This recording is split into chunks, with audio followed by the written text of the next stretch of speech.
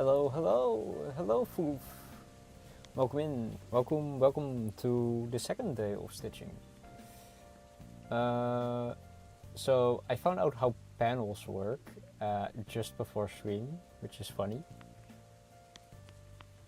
Will now have the Mortal Kombat song stuck in my head for the rest of the time. How the heck? I am not playing the Mortal Kombat song. How did that happen? Okay. Good day, Gopher Ranker. Ah, yes, a Gopher. I am considering changing my name to Korink too, but I haven't felt like it yet, so.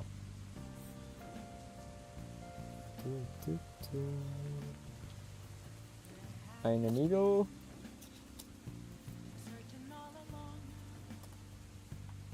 If I'm correct, this is too light.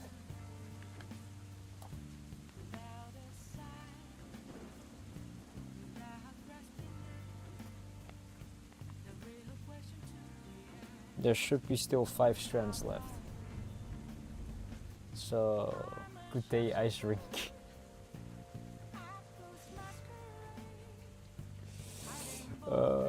It is funny because you messing up my name or like finding the most heinous way to find a way to address me is actually how I got my username, because I did that to my own name.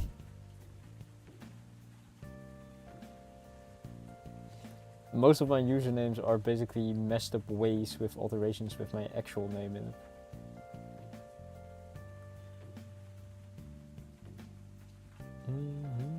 God damn it. Absolute cinema. True, very true. We'll just start off immediately stitching. Oh, yeah, I forgot to do that. I need to link my stream real quick. I keep forgetting that.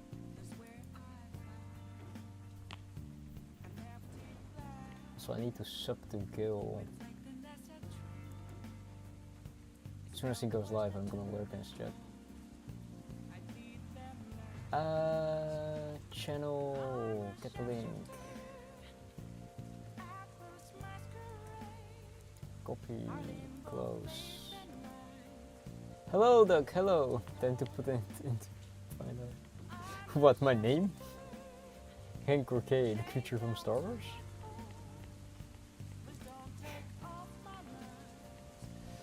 Damn, I haven't watched Star Wars since like I was 16 or something.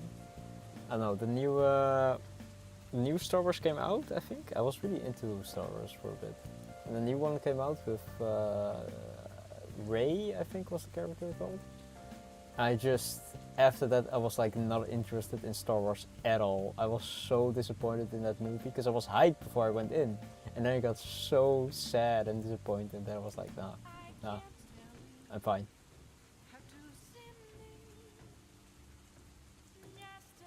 Ooh, you streamed today.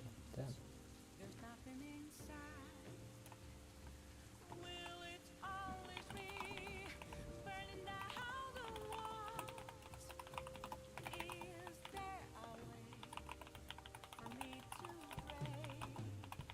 I should make a list of things to do before going live.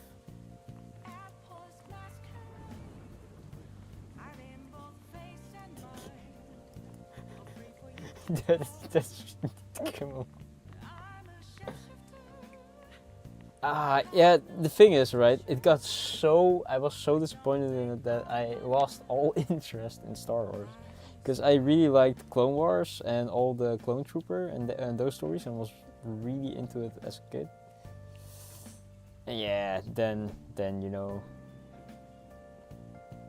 Hello, Sneeb, welcome.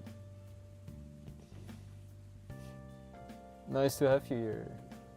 Jeremy Andor's so good, it's gritty. Damn, gritty emote. Yeah. I don't know. Endor is not the one with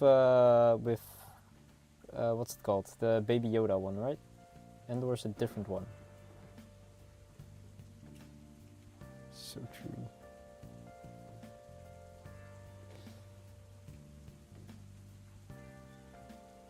Oh, that's the Mandalorian. Alright. Also, I finally sort of remembered something that I wanted to talk about. So today I was just scrolling through my YouTube and I got a recommended of a guy punching a bag of creamed, what is it? Creamer, I think? Till it became butter. He eventually failed because it dissolved in water, but it was so funny that it's actually doable. So now I'm like, oh, okay, so if I ever want to make butter at home, I'm just gonna put it in a bag and punch it. Hey, Selika, hey! Welcome in.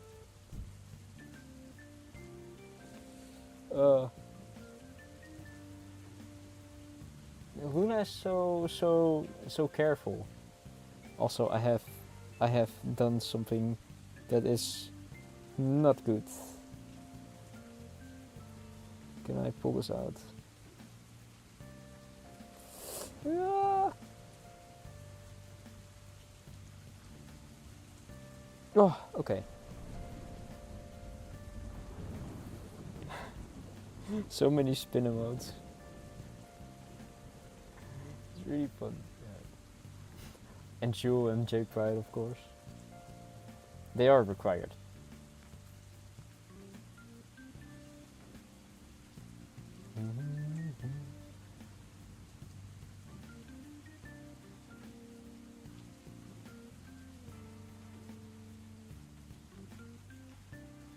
I am trying to figure out, and I don't know if you're saying I am causing problems. Oh yeah, I cause problems for my string. It just doesn't want to cooperate with me, so I have to basically strangle it. How would you strangle string? Those are the real questions.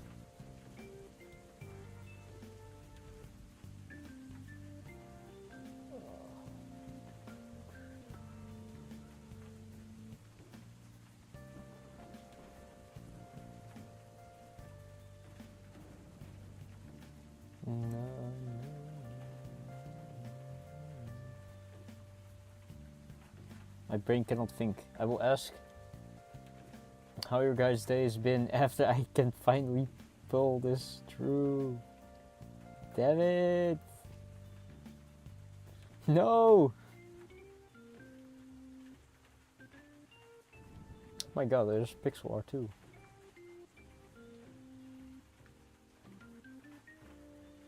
I've been spinning the wrong way.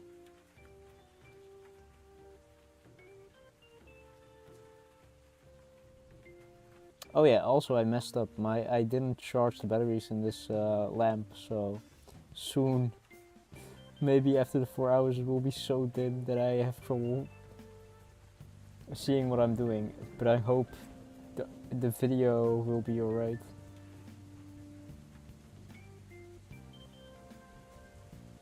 Damn, I'm already having trouble just feeding this piece of string through. Can I do the other side then? How is this possible? This needle was so big.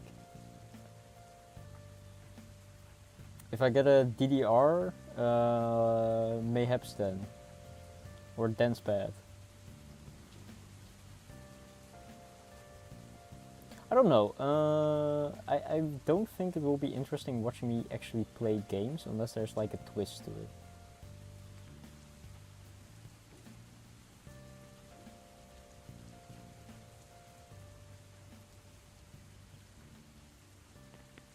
So most of the time, like for example, if I want to play Monhan on stream, I need a twist to it.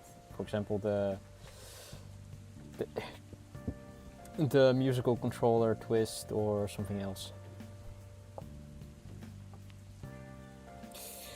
Alright, let's start stitching, shall we? Wait. Let's make a knot first. That's a twist. It is indeed a twist.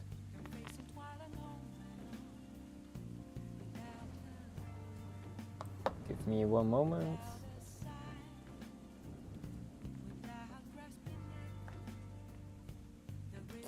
I don't know how good I would be at blind playthroughs of Monaghan. I do not want to try to hear when Valstrax flies up in the air and becomes a comet.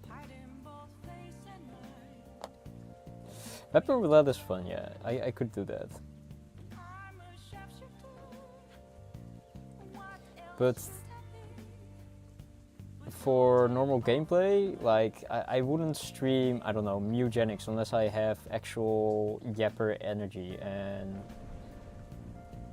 I would say I am not that great of a Yapper. I don't really have great conversational skills in general, I would say. Most of my interests are different. Most of the time I just talk about functional things. And I can talk about funny things and stuff when in a moment, but when I'm put on the spot, no.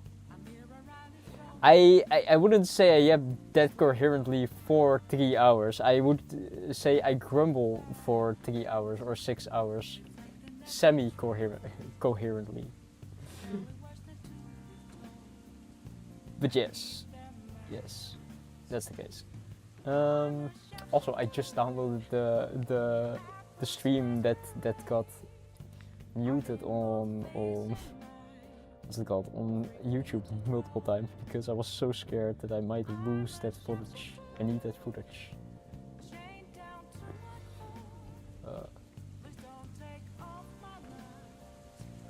But yeah, the only thing I currently have that I can yap about is like the plans that I have in general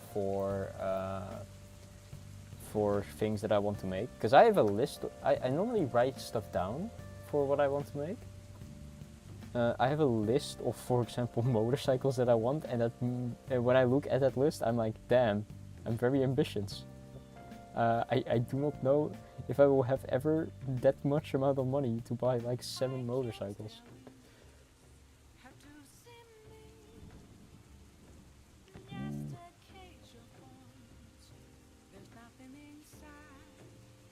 But I also have a list of things I want to make, and some things on there are interesting, I would say, compared to other stuff.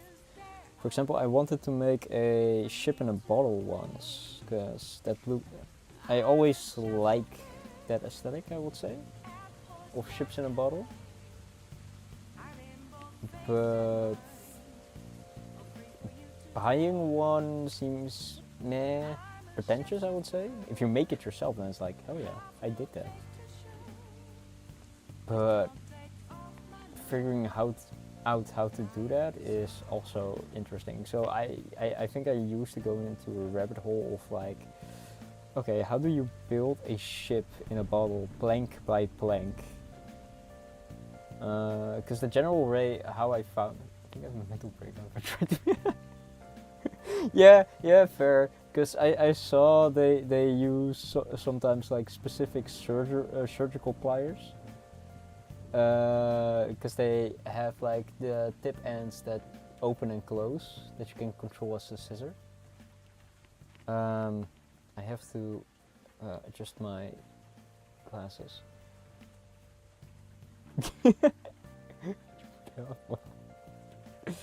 I may have one too, because I don't know if I'm that patient. This requires some dexterity, but not as much as a ship in a bottle. But it's still interesting. I would still be interested. My grandfather did make miniature ships, or like used to make them with the what are those called? Those skids. I don't know if he has done one lately. I don't think so. I think he wanted to try to replicate a ship, a historical ship. And he had a shipwright book, so then I think he wanted to cut out the wood planks himself. But yeah. Fair enough. Just program someone to do it for you. But yeah, I would be interested in doing that, but I don't know on stream. Which one? The ship in a bottles? Because there are like multiple ways how you can do it. The one that I wanted to do, which was more realistic and way different. Okay, so you have one where they construct the ship outside of the bottle and then cut open the back side of the bottle and then shove the ship in and then anneal the backside of the bottle so it's melted shut. That's one way to do it. Not my favorite way because you know, it feels a bit like cheating. And you have another way where that's cheating. Yeah, I know, right? You have another way where they actually make a sort of miniature ship outside, so they cut it, basically. Hello, so welcome. They have a miniature ship that basically fits through the bottle opening, the hole, and with the mast basically laying horizontally, and then they can pull the mast up vertically with some ropes, and then you snip them and then glue some more, and that's how you can get like I guess a very small, not that detailed rowboat inside a ship. That's a way. And I think there's another way where you actually build it plank by plank. So you basically design the ship in structures that fit inside the bottle nose, and then you glue them inside the bottle with like pliers and hold it up.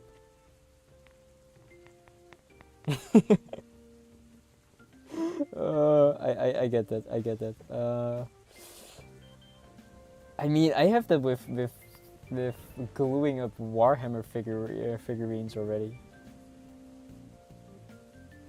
Same, that also sounds like the only proper way to me. And I was interested in doing that, but the prep that I have to do for that was way more than like, I don't know, embroidery is just draw on thread and then draw some more.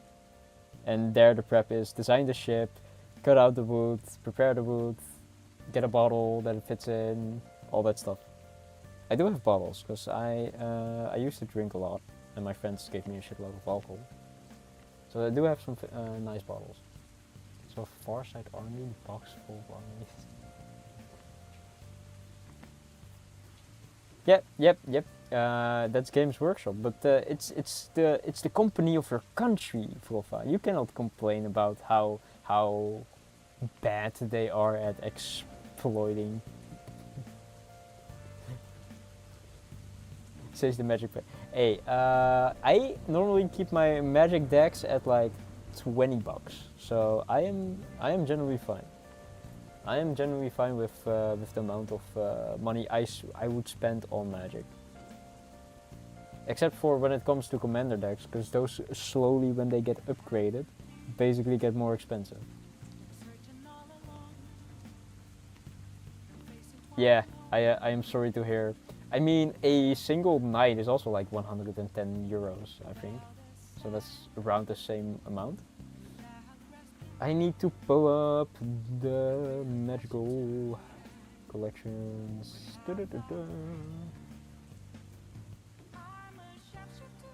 Not screenshots, downloads. Yes, something prepared is still in here. Okay, so I am now stitch this. I'm at the bottom part of this. Oh, I'm already there. Okay, so that goes inside his leg, and his leg is starting, and then it's thicker, and then this line is alright. Yeah. I'm too much of a commander and standard player, so I always end up spending like I am sorry to hear. I only play with friends, and we only played modern, basically. So. Yeah. I do not know that experience that you are having. I play standard in Magic Arena, but I haven't started up Magic Arena in a while. I need to check. So I think I need to redraw a section.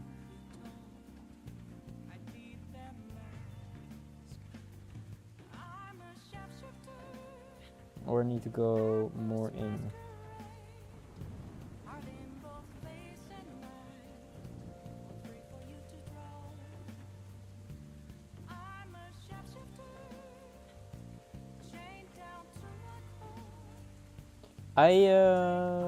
Local game store. Yeah. I have not been too much in a local game store to experience the smell of those shops. But I always hear like it's quite bad. Because multiple reasons. But if I cut it off here. Yeah. Personally, I'm not that sweaty of a player, honestly.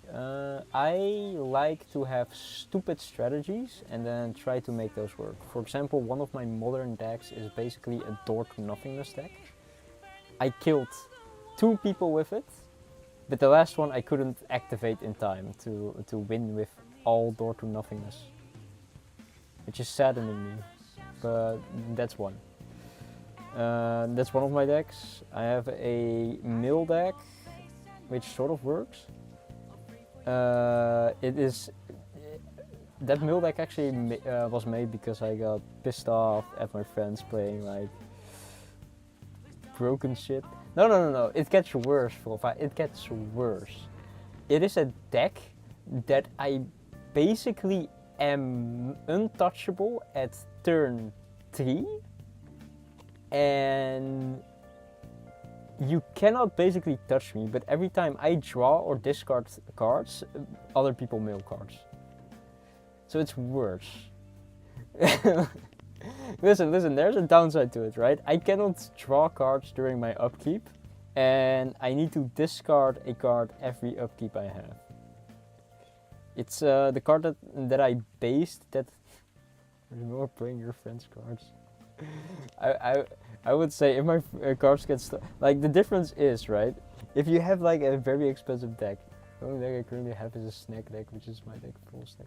That's actually a very cool deck. I wanted to make a deck too with snacks, like the worm thingy that's in the sky and then creates snacks. I wanted to make that deck once. But I would think if you're friends, if you have really good cards and your cards get played, I would get salty, but the thing is, I do not have good cards. It's like known in my play group that or the friends that I play with, like, why would you take his deck? His deck is full of bullshit. It's so funny. Travel decks are super fun. Yeah, I know. Ooh, Death Touch snacks. So you get the poison snacks.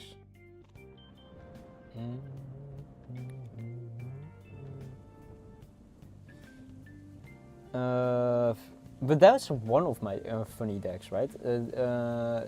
They're all funny to me, at least. But the whole card that makes me like untouchable is called Solitary Confinement. It basically gives me hexproof. And like my life total can be changed. No, my life total can be changed, but I do not get like combat damage. Who wants to deal with that touch? Fair, forgot. I mean, if you give them poison, then it will be even more disgusting. But Solitary Confinement is a really funny card, and I combined that card with let's see, what was the other card called? The other card is Hushbringer. Yeah, because a friend of mine plays lots of life decks, and I was like, I'm not dealing with that. And another friend plays like Enter the Battlefield things, and I was like, I'm not dealing with that either. So I basically you had no way of doing direct damage to me. Plus, I shut people's like whole decks down by just being present. So I was basically playing solitaire. But that only happened because I couldn't fucking figure out how to make my Fleet Swallower work. And I do have a Fleet Swallower deck that works, but it's too much math. Math.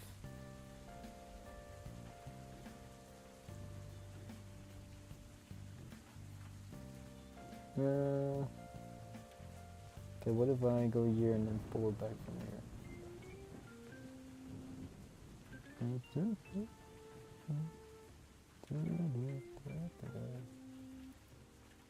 But yeah, there are a lot of funny cards and that I have. I mainly find like, oh, this card is funny. Let me build a deck around it. So that's how I have like a Brash Stunter deck that somehow can go infinite with damage because there's another like semi Brash Stunter released.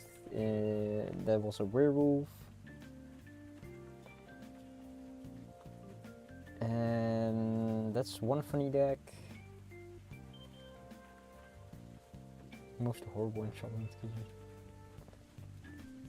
Yeah, that sounds unfun for someone else to get, but it is funny. My commander decks are... I don't have a working commander deck because I took my actual working commander deck apart because I was like, I want to use some red cards from this. So I have a deck full of funny cards that do not synergize. Which is a Tromok deck. Because I love Tromok and I wanted to make a deck with him, but I couldn't be bothered. And it's just like yesterday colors for like the cards that I like. So the funny cards in that deck basically cause people to share spells of their decks. And I love that. I genuinely love that. My friends don't, because then they have to fucking share their cards with everybody. Because everybody can then cast everybody's spells. But I'm just here from, hey, I like this chaos. Even though my cards are shit.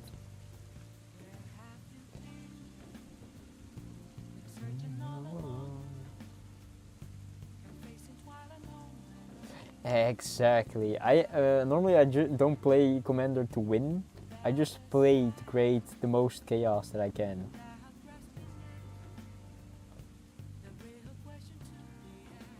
Of course, winning would be funny though.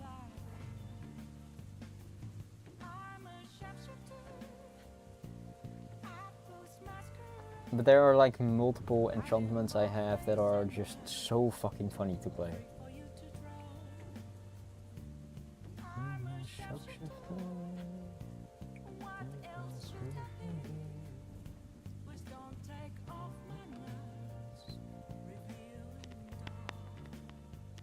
I used to have a, what's it called, a Broederklad deck, because I loved making tokens and I am generally playing red and blue, because blue has most artifact synergy.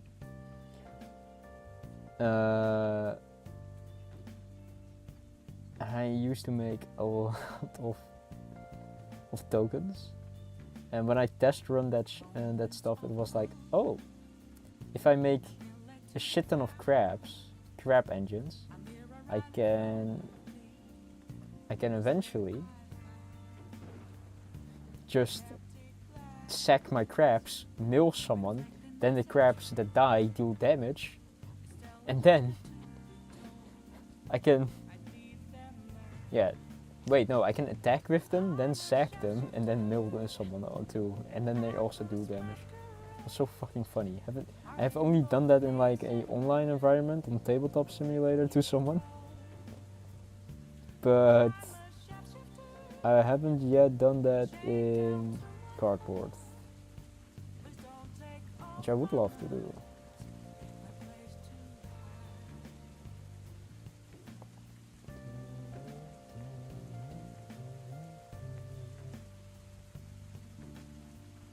But currently we are playing board games more, Nemesis especially, because We are literally just trying to win that game.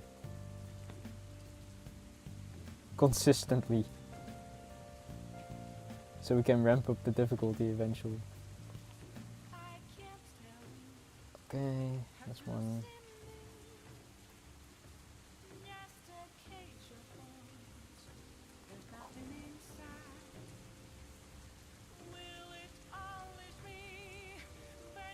Let's go to the back first.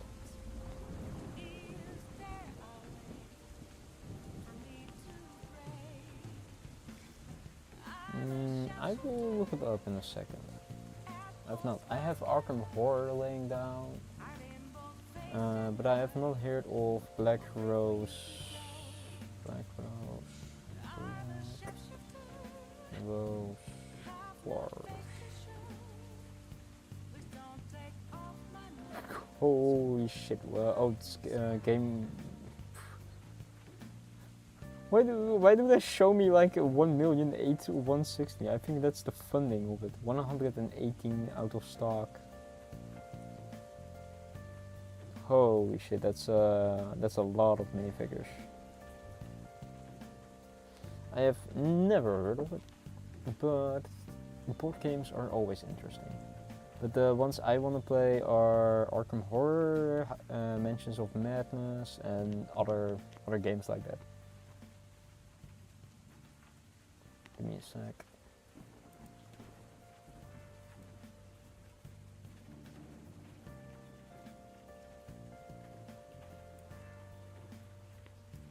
All right. Wait. There's no little. Ah, damn it! I forgot to start up Viedo Tube. Get it. I'm really gonna like write down what needs to be ready when I'm gonna stream, cause I keep forgetting. Okay, where is it? Where is it? Download? No, it's in my PC itself. Stream stuff. Yeah, YouTube.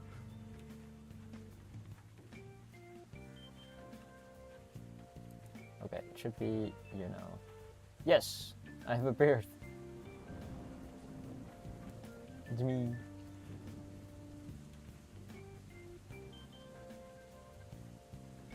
Oh, definitely.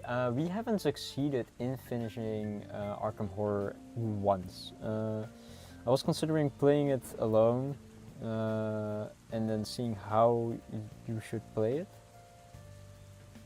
Because I also don't think we have played it correctly. But finding the time for that is quite difficult, especially since it's a very, very long game.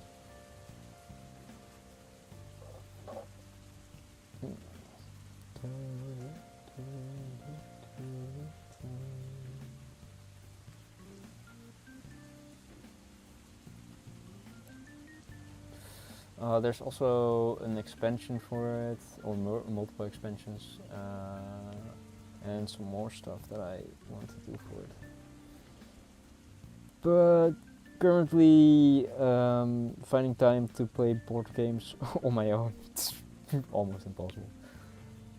Especially, I do like streaming currently, because having progress on stagnant things that I always wanted to do is really satisfying.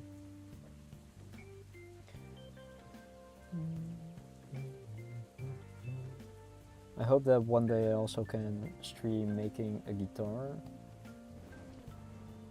but the setup that I currently have is, I do not know, good for it. But maybe I can figure something out later on.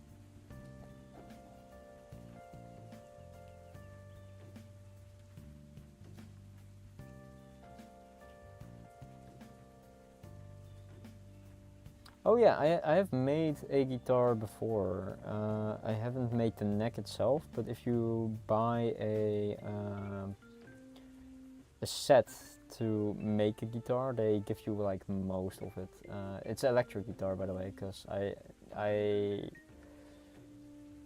wanted an infinity mirror in the guitar, and I saw someone else make it, and I was like, I want that. nobody is selling it, and if they would, it will be hella expensive, so I'm making it myself. The quality of the guitar was debatable. I didn't isolate the electronics from the inside. Thank you, like, it's really cool, yeah. I didn't isolate the electronics from the inside, and that caused a consistent hum. So for next time I know how to do that, and I sort of have in mind the design that I want to do. The biggest problem is I don't have space to film and do it, or I do, but I don't know if I can stream it. And the second biggest problem is wood is kinda expensive. So yeah, and that is mainly the reasons why that is also on hiatus. Another guitar that I want to try and make is a Zinogre bass, because I am just that much of a Zinogre fan. I love Zinogre. I love his guitar hunting horn, and I would really fucking love to make one.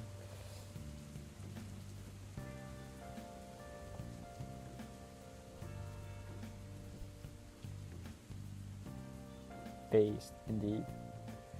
Is Jewel a bass? No, Jewel is a catfish.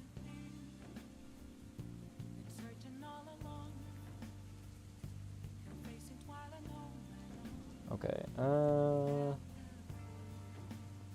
these need to be fake, this need to be fake, these are lines, these are lines.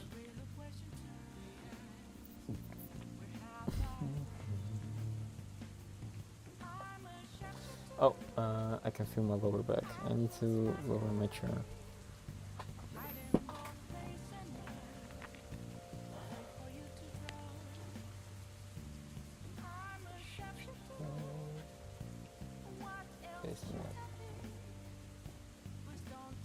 Based on a real bass. Oh, that reminds me. I sometimes like get videos recommended of like other instruments and that kind of stuff. And like I saw a very small guitar that folded out for like a isn't a solid foundation. He's not shaped like a T-beam or an H-beam, one of the two.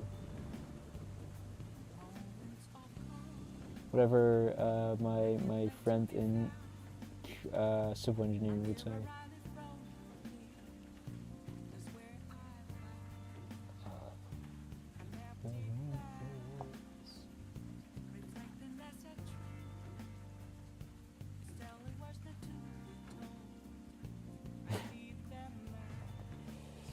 But it would be cool making it.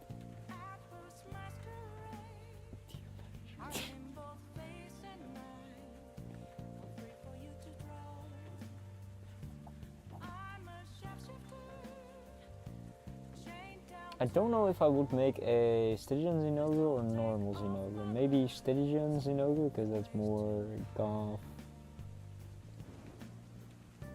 style, I guess. But I also just love the normal color of Zinogre. I love Thunderlord Zinogre a lot, but his hunting horn was kind of over the top with how much fur they used in it.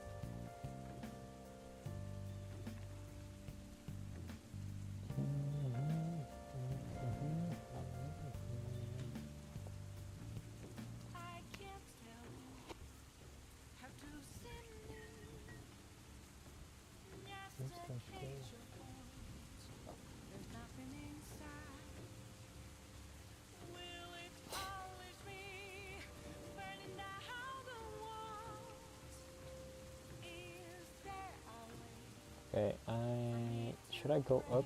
I want to go up. I want to do this last, so that I'm year and then year. Huh. I'll figure it out later. I can just go over some of these. Wolfa has turned into a Karen. Oh no.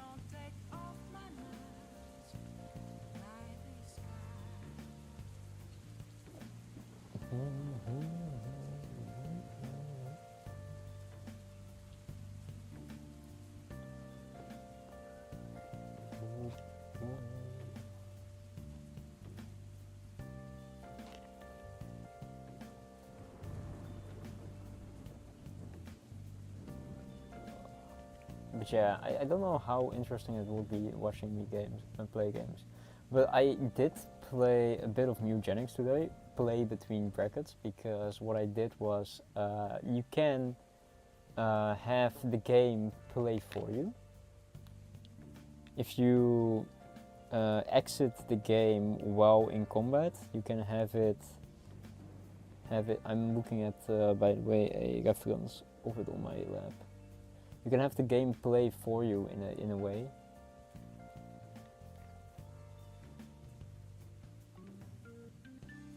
And just the only thing you have to do is like build the characters and level them, make the choices when they level up. And it was really so funny to just watch the AI beat the game, where every time I played, just got angry. Because I kept dying for some bullshit, and then I would just let the AI take over, and it was like, okay, he beats it multiple times. And I'm just sitting here like, it is fun to watch, like, not while not playing, because I can eat and do other stuff and just be like, alright, that's how you play, I guess. But it was also disheartening, just realizing the AI is probably better than me.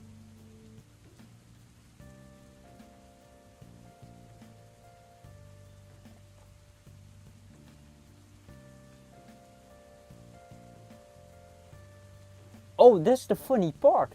I used the monk both times, because I did 2 runs, and I couldn't like beat the first boss section, because my monk kept dying suddenly.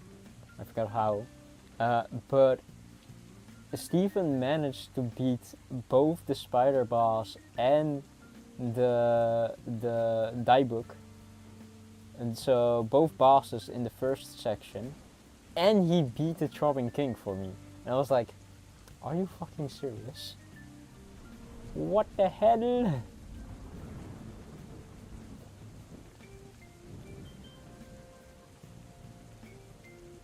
I don't like you, great deal either. Delivered completely deadpan for like... Damn. Wolf has some lore with his coworkers, I see.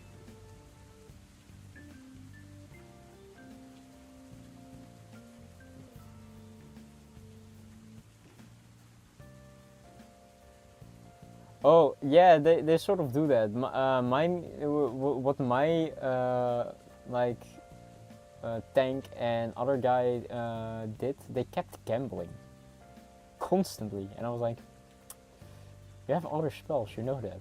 But at this point, I cannot judge, because he beat both the bosses with them, even though they kept gambling. Ah.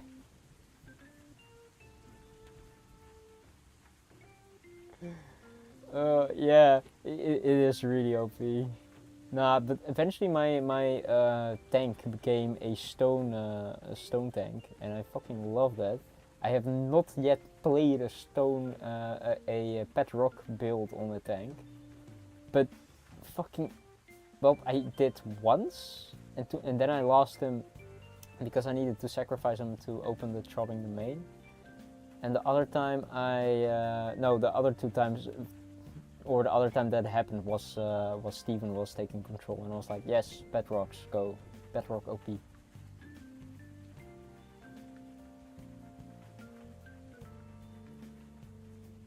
But yeah, at this point, I think it's... Bedrock build is amazing unless you run those wobbly enemies anymore.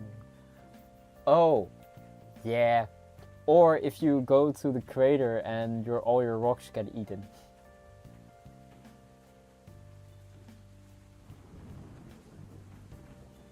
Then even then, that's not preferable. God fucking damn it! You have like a guy with so much strength. But I do love Bedrock. It's so fucking cute. The way Steven did it, he eventually had a skill that petrified and spawned rocks, and I was like, alright, bedrock it is. And then I gave him enough charisma to consistently spawn that at the start of his turn. But my what's it called? My cleric got depression early on, and I was so fucking sad about it. Like if I was playing myself and I got that, I was like, yeah, fuck it, this run is over. Because then you spawn next to your characters and they immediately get a debuff. I would be so pissed. And then just seeing him beat the Throbbing King with depression, and I'm like, alright, I guess I just suck. Man, I'm not that great at games.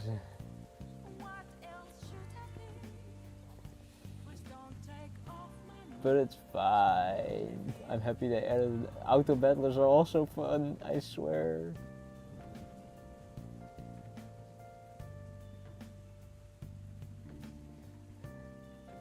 My cleric has depression. I am at like 52%, so I still need to.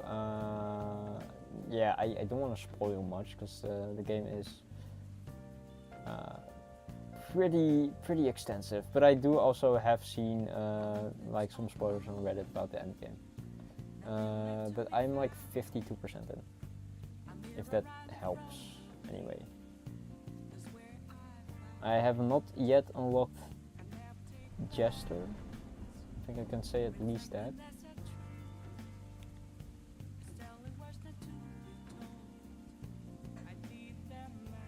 Ah, okay. Yeah, I haven't activated the time machine yet because I would need require to kill the Throbbing King with a specific item. And I haven't done that yet, so I was just trying to do some guns with. Oh, you're a bit higher. All right. I just tried to do some runs with Monk and then get all his unlocks basically.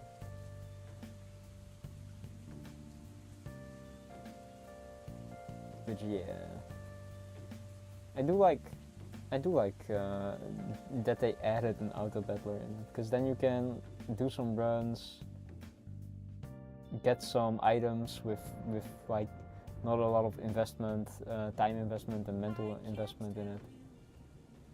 And it's really fun, I would say. Especially if you just make some food or something, you can just go in the background.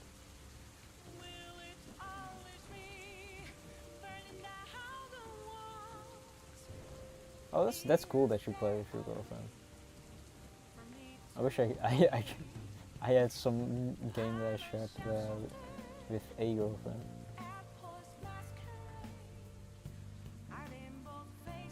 Yeah, it is a difficult game, I would say. For me, it requires a lot of thinking too.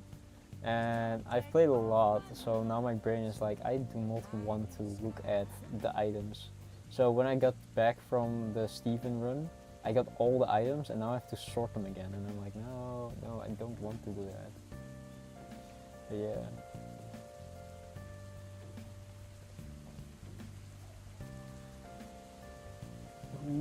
Please, I want to get that nice curve in here.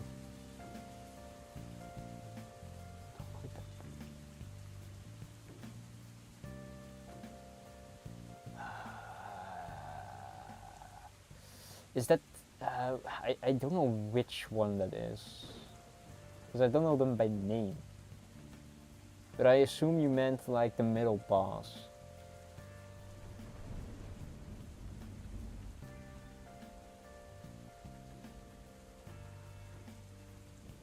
Because you have two bosses.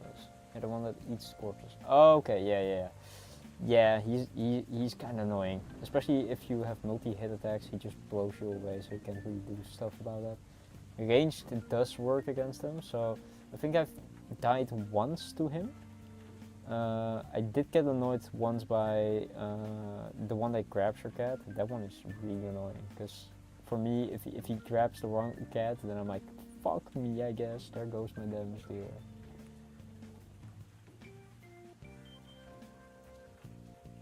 I am really trying to keep this as thin as possible.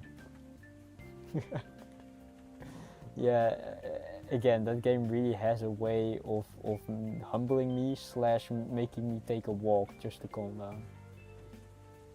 Good for if you want some anger during workouts though. It reminds me, I should download the OST of Metal Gear Rising. I need to do a lot of things. Also a lot of fucking schoolwork.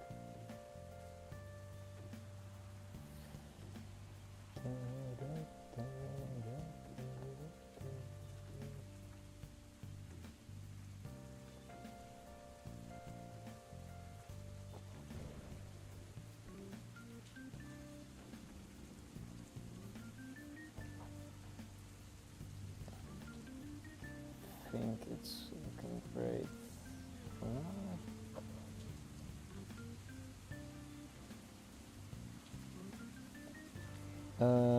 Yeah. So I wanna end up at this endpoint. Yeah, same. But I have stuff that I need to write reports about real quick. A lot of lab reports and factory design work I need to do. And then some thermodynamic lecture too. With my thermodynamics lecture content, I really cannot understand, especially since the teacher just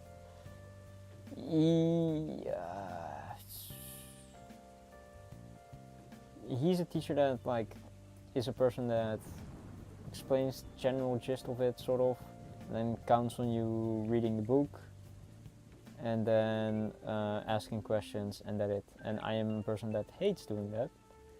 I am just like, give me the information in PowerPoint / exercises. I do those and then pray that I have enough knowledge to pass. But maybe I'm too babied by other. Yeah, thermodynamics is complex, or at least for me. Mathematics I can get away with. Thermodynamics. Yeah, thermodynamics is. It's thermodynamics, right? Not thermal. Because it's temperature. Yeah. Am I going insane? Let me check. Safety, health, environment. Ah, god, I need to log in. Sign in.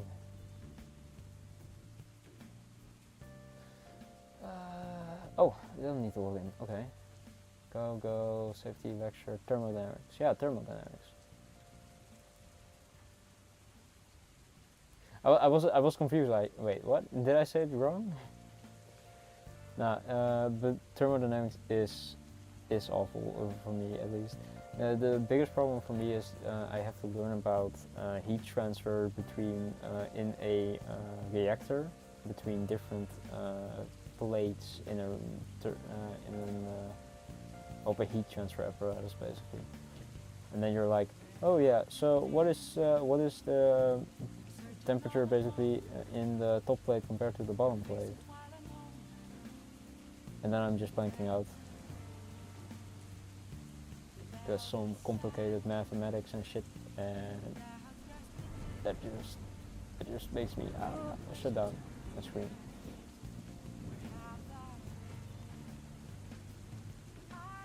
But yeah, for math at least, the teacher just gives a shitload of exercises, and then you can repeat that, and it gives like how you should solve it. And I'm like, hell yeah, that's how it is. But thermodynamics is, I don't know if it's his lectures or if it's just me, but yeah.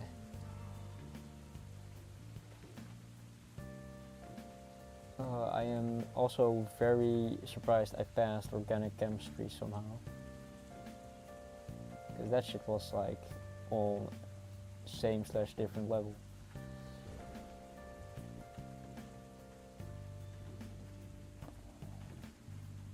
But I need to find some more. I'm also planning on adding some more. I hope I can finally get some rest so I can work on more art. Maybe have a proper loading screen and ending screen. Or proper, I mean more drawn out, prettier loading ending screen.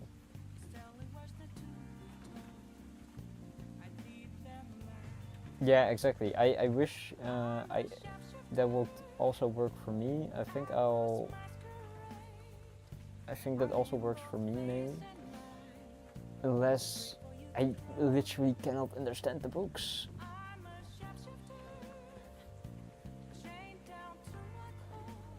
Yeah. And the funny part is like everything I learn here is probably not even gonna get used. As soon as I get a bachelor, it's like, okay, so where the fuck are you gonna work? Okay, in this industry, you don't need anything that you learned, basically. That's it.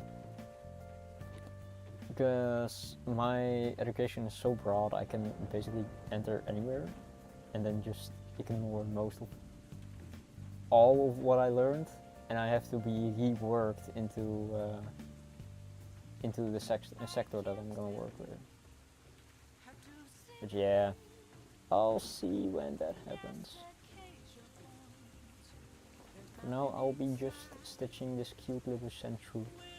I have to eventually to this section, and this section, I have no clue how I'm gonna get there from here. Because I cannot cross this section, because this section will be probably cut out or not. Perhaps not. Oh, I forgot what to look up. I looked up the Velcro strips that you will probably need soap. Make sure you don't get Velcro strips with adhesive on it. But I forgot what you specifically need to look up, because I did look it up myself. But again, I forgot what it was. So I really should write stuff down. Should have a notepad for everything that stream topic related.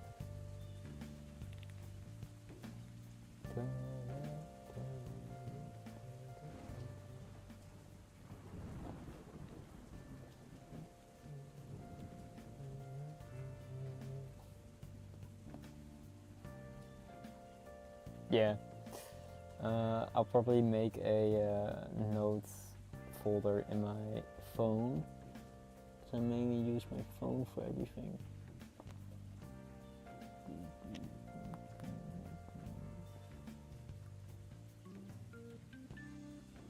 Oh, I could also show, because Vofa was interested in that.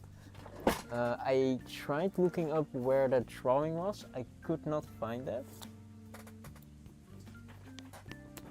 Sticky notes. That is insane. But here's like the first drawing that I made for my actual little sketch, for my dragon.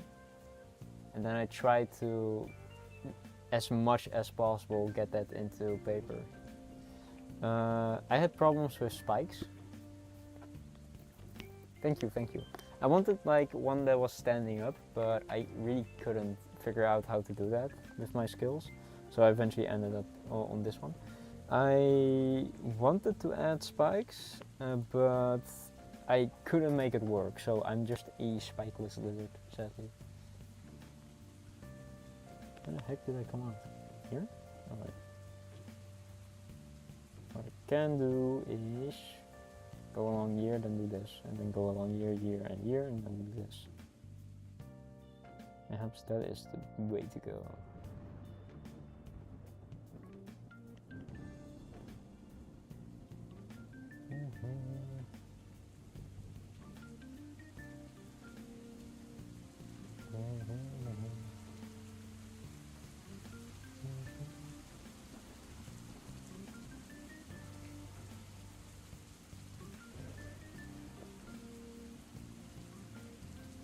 But those are just sketches. I like sketching mainly. I also hope to get better at it. I wish I could be better at digital art too. Because always when I sketch, I'm like, how the fuck am I gonna transfer this on like digital art and paint and that kind of stuff.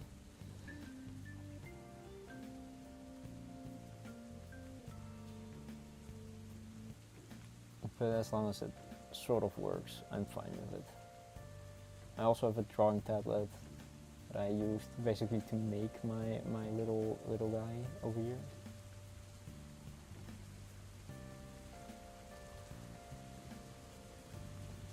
I want this. Ooh, like speed painting with actual painting? Because that sounds insane. But if so, then I would understand that if you are gonna try that, any line, oh, okay. That's just like getting the rough shape, right? But in digital painting or in actual painting? Because I would also like to do that, but like if it takes more than 5 minutes, I'm like, god damn, that's dedication in a day. That's more dedication. That's good dedication though. I should try that, but the problem is setting up my drawing tablet plus setting up my drawing tablet is way more effort than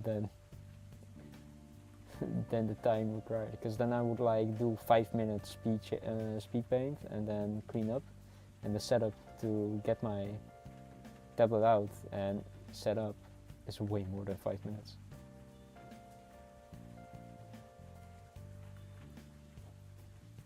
But I'm always a fan of doing something 5 minutes in a day.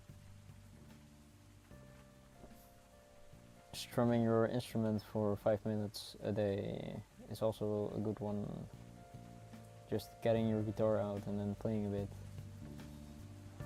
But for instruments, it's like at least 30 minutes needs to be spent on that, or else it's like not enough time to do anything. But for drawing, I'm always a fan of it can just take 5 minutes. Pencil to paper, easy. Just do it. I do have. I started drawing little cats. I think in this one. I wanna fill this one up more. I finished making this in 2022. 2022 at night. I started drawing in here because I wanted a sketchbook that I could call my own a bit. My streamer! Hell yeah! My streamer too! I started drawing like little cats, and I wanna try to draw little very cute cats that I can then work with. And I also tried drawing a boat, but that boat is from years ago. Hello Nia, by the way, how are you doing?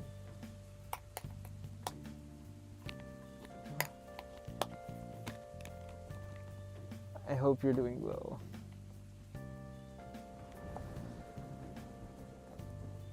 I'm scared of using that as a notebook. Just go back from walking. Ah, yes, hell yeah!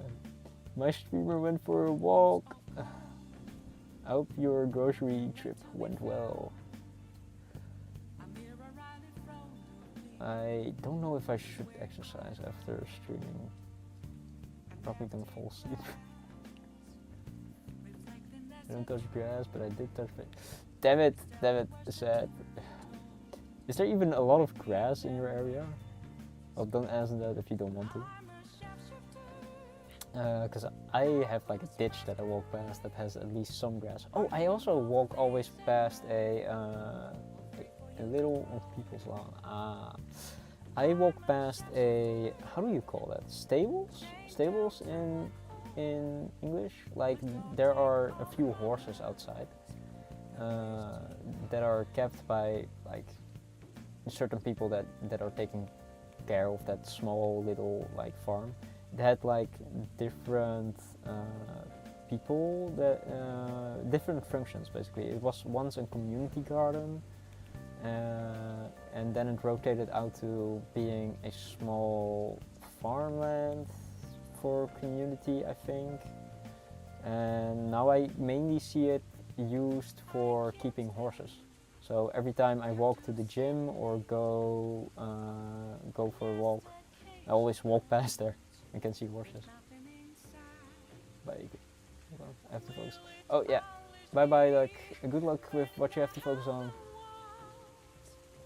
You'll be missing you, but take care. Take care.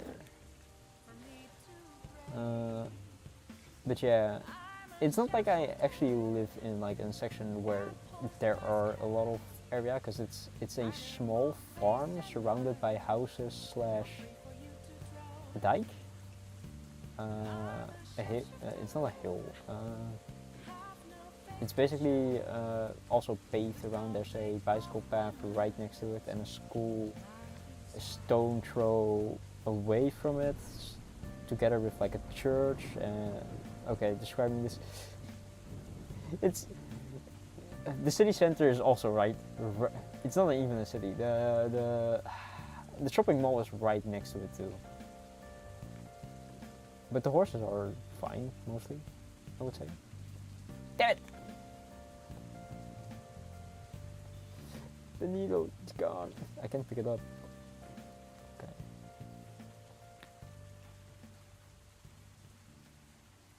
It reminds me, my aunt is a horse person.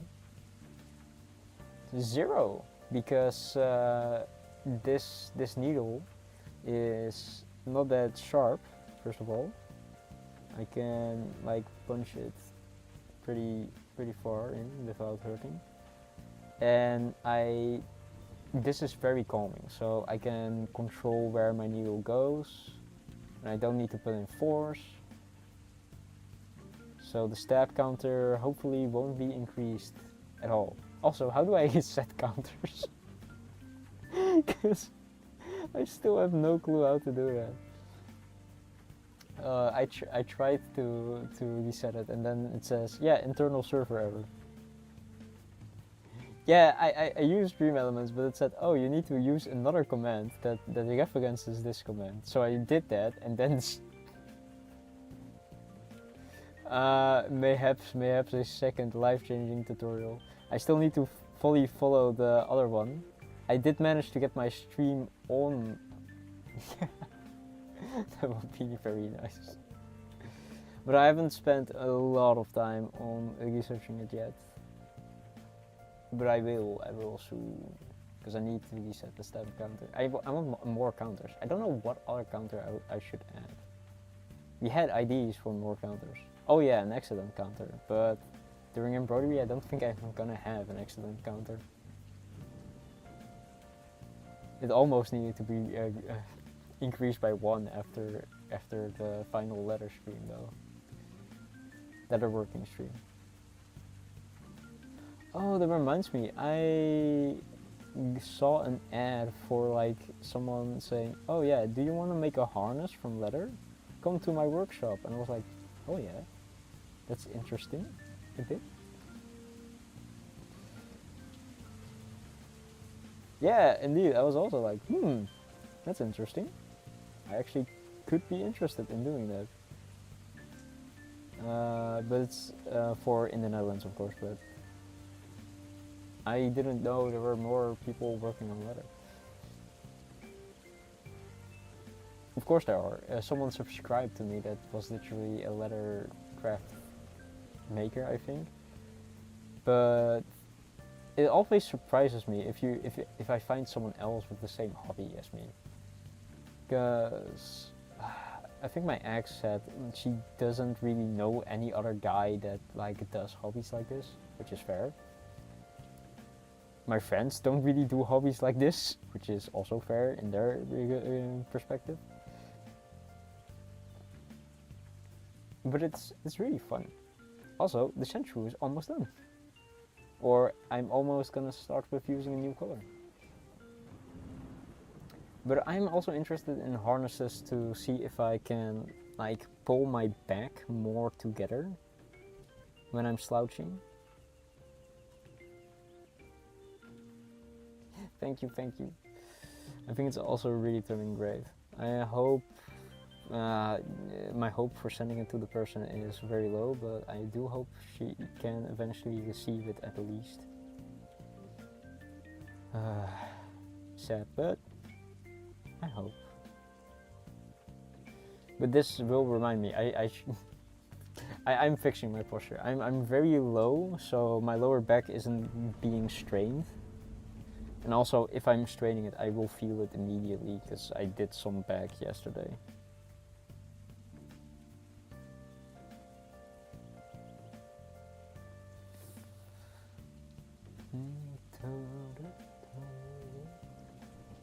Dutch person looking very high. Great. Listen, I'm probably the smallest Dutch person you would know. I'm like 5'5", 1 meter and 69 centimeters. Doug is like, what, 180?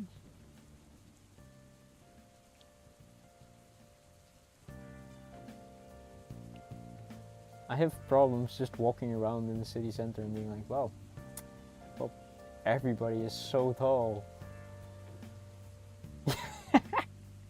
Oh my god. What is Neon, a leprechaun?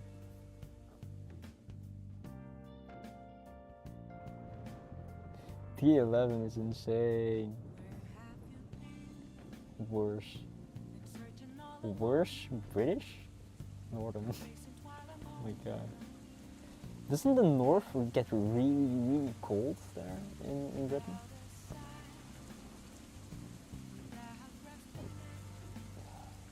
I once got a motorcycle that was like very popular in Britain, and that thing broke down like a month or two after.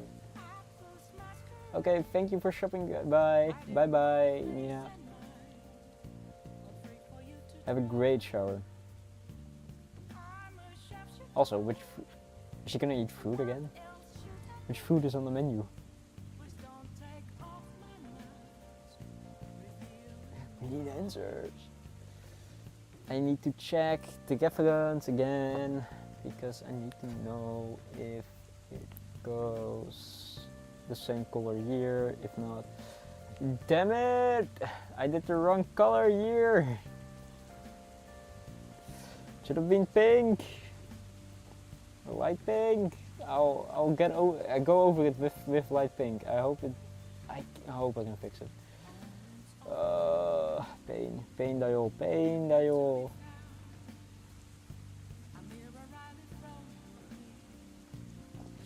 It should be fine. It should be fine. This small section being brown is a problem for me now. But I can fix it. I can fix it.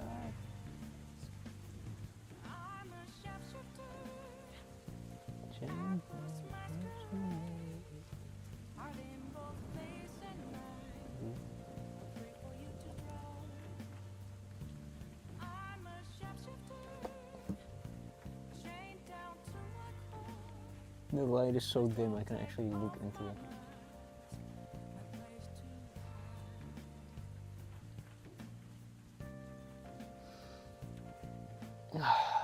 The nails are pink. This section is thick in brown.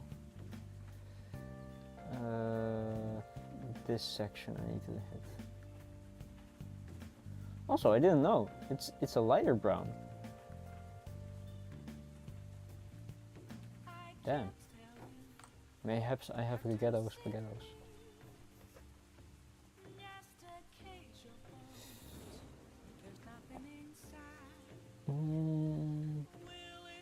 I'm certain it will be beautiful.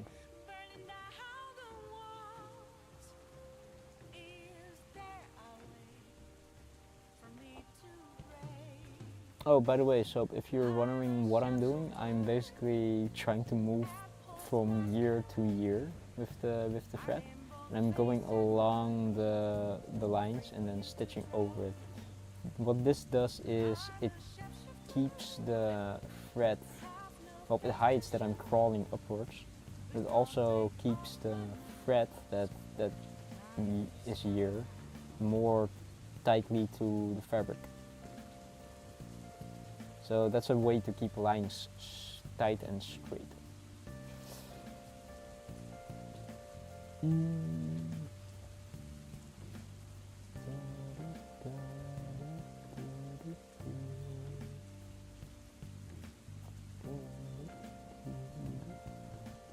I was also looking at other craft people yesterday. I didn't see a lot of people embroider, honestly. I only saw people do cross stitch and crochet, maybe some costume making and that kind of stuff. I mean, that's fine, but I was like, I wonder if embroidery isn't that popular.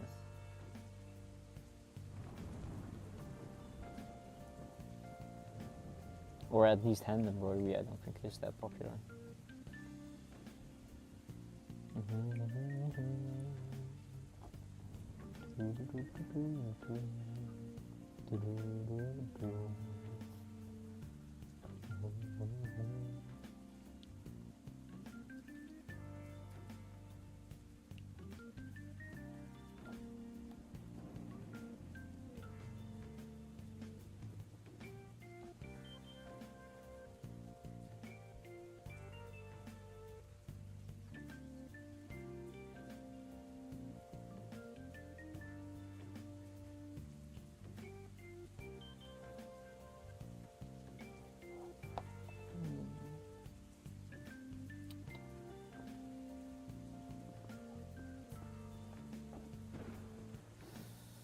I'm sometimes looking at the time how far I'm busy or how far I've come with the time, and I'm always like, shit, that's quite a lot of time, because doing line art itself is quite relaxing and just time flies by, even though this is pretty fun to me.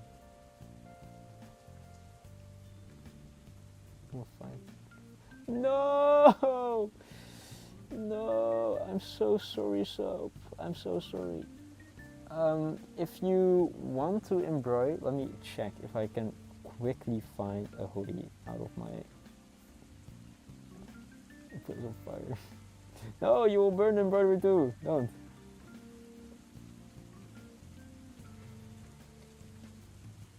I can quickly do something, right? Sketch. Okay, that's good.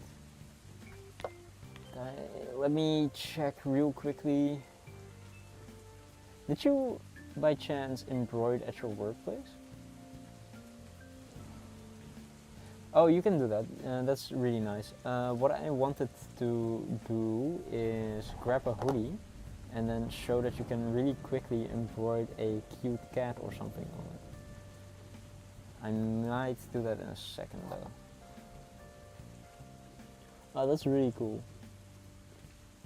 It is really fun to do it when you're like, I don't know, waiting for something to submit or something, like a test to run, or you have nothing better to do.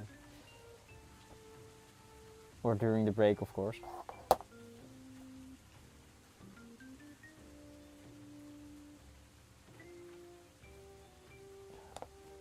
Okay.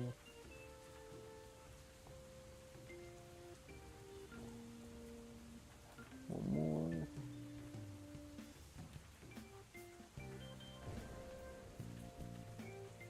Let me real quick. I like being artsy when I have time to waste, basically. Let me really quickly. This.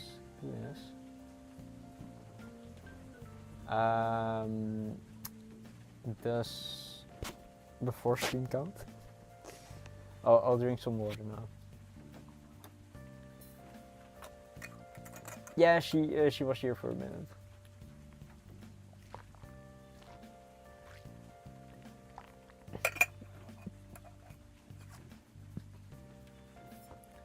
Exactly, I should also drink a lot more. As soon as I have redeems, I'm definitely gonna make streamer drink water. I'll quickly grab a hoodie that I think is doable for what I want to show. Oh god, that was way too loud. Which one is good enough for this?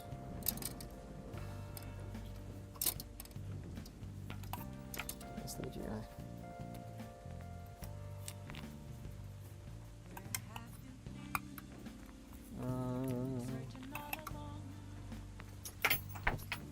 I got a hoodie here and I was like, oh yeah, how can you make some hoodies fun, you know? This is the underside of it, so you have like normally how you wear it. And I felt like, oh, you can add small things to hoodies. For example, if you get some thread, let's say let's go with black. Black is always easy to do on clothes. Always fits most of the time. Do I have a long piece of strand that's black? Probably. Bye bye. Bye bye, Snee. Thanks for the reminder. I'll grab some black thread. And then I'll check if it's 3 strands. It's 3 strands, that's good, because that's the thickness I want.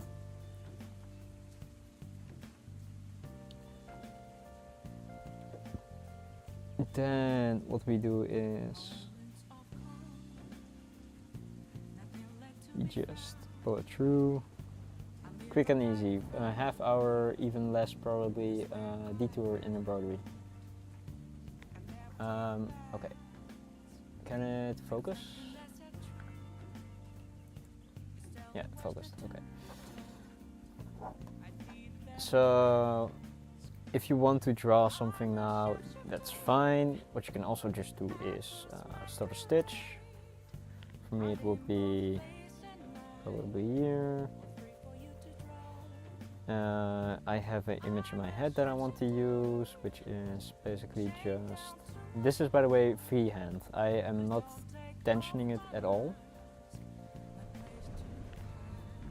So now I'm going back inside. Wait, what? Yeah, okay.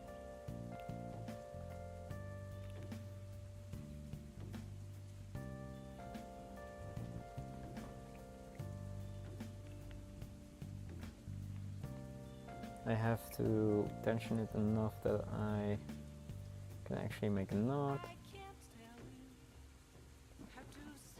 That's enough. Make a knot. Real quick.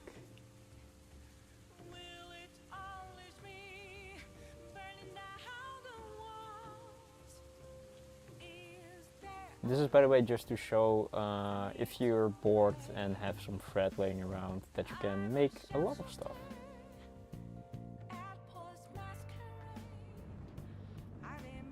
Okay, now I need to make sure that this is not completely tensioned.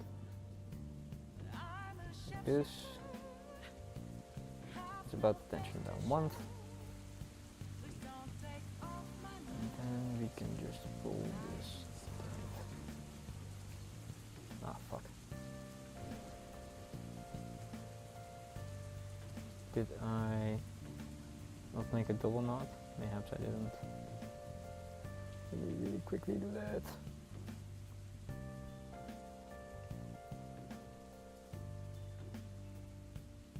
Come on, listen to me. Yeah, Okay, so that's one knot already made. And what you really quickly can do is just... Oh, I want to draw something on my hoodie. Alright. Let's draw something.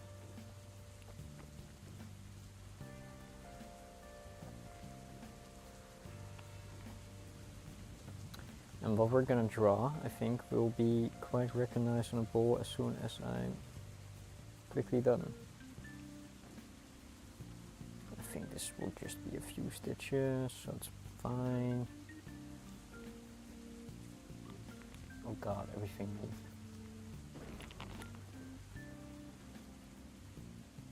Open this, open this.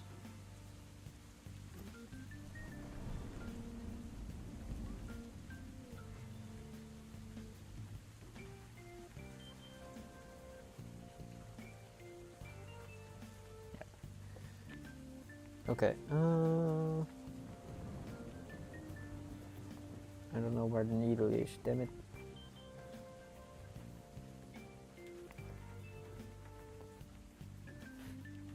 The hand. That reminds me about SpongeBob. I think 3 height would be nice, because then I can just basically go here.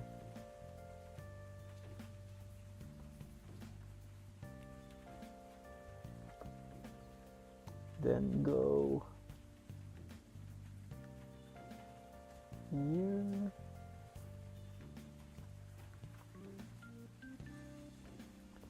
Go here again.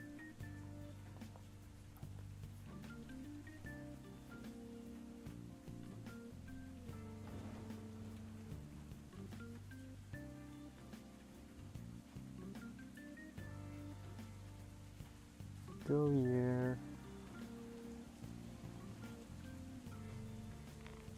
I think it will be clear what I'm doing now in a second.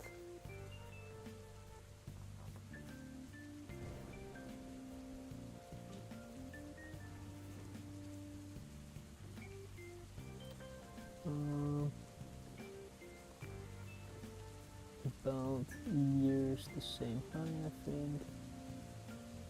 A bit more like here. Yeah, let's go here.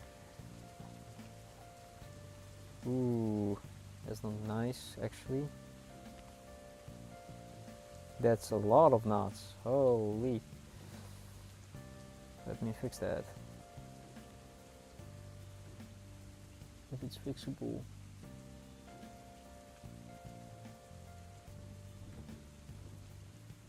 Oh, I think one of the threads actually broke.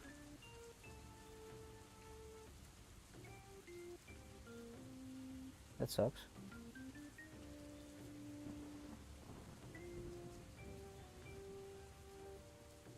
Ooh. Did it break or did it just not follow through?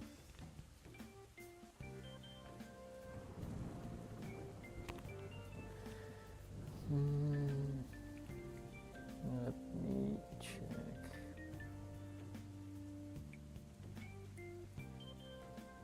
Oh, I think it just got loose from the needle. Alright.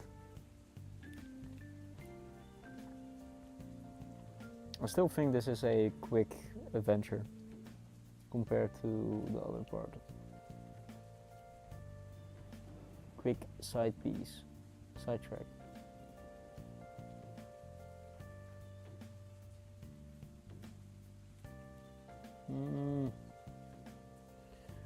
Please go in. Ooh, finally.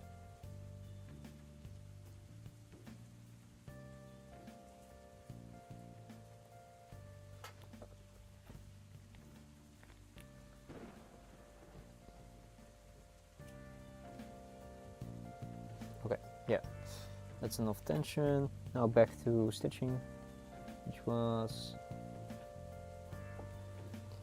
a very, very quick stitch.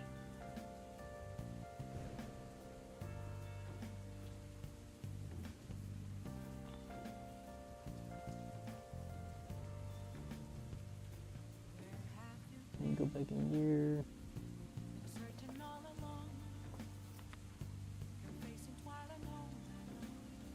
Background here.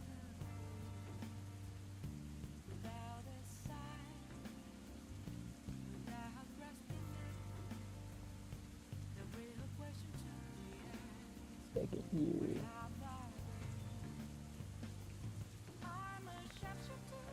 Quick side quest, yeah, exactly. It's a quick side quest because I just wanted to show that if you wanna modify clothing, it's really easy, I would say. To just add a little bit of flair. And this is why I also draw cats on a daily basis. I wish it was a little palico, but it was just a general cat in my mind, but it can. The funny thing you can do, right, is take other people's clothes and then sew very small cats on them. They will never know. Just do it in small sections.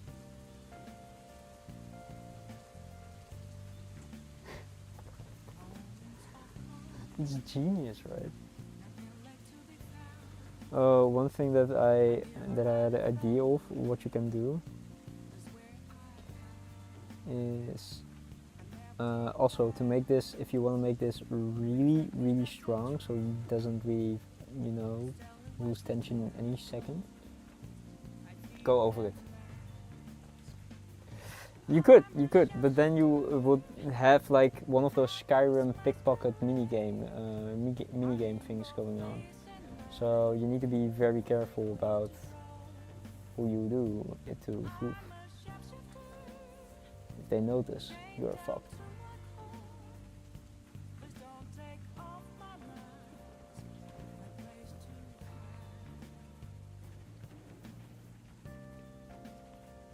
Really quickly, I want to go to the middle of the face, then make the mouth, and then it's like almost clear what it is. But this is ways you can like personalize your clothes, and I like doing that, I would say.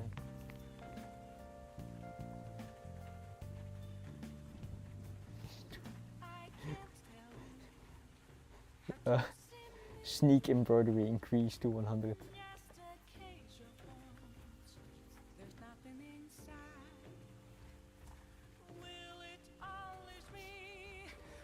And if you get caught, you can have a chance to increase your speech.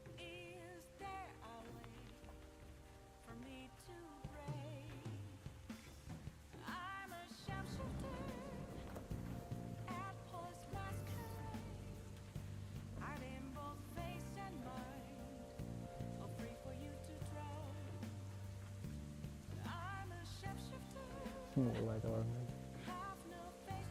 I mean, if you stack enough stitches over each other, maybe it will become light armor.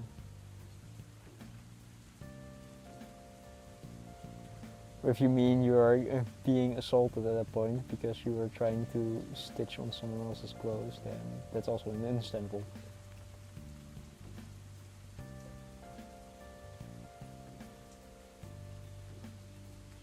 Okay, so I want to do the eyes now, and that will mean I want to do eyes closed because I want to do a quick one, so that's 1 year.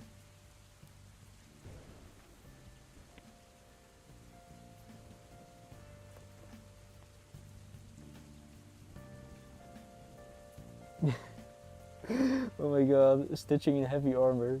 Oh, that's genius. And then year 1.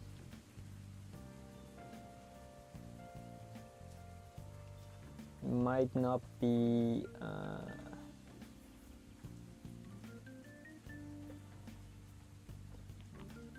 then I want to do a stitch.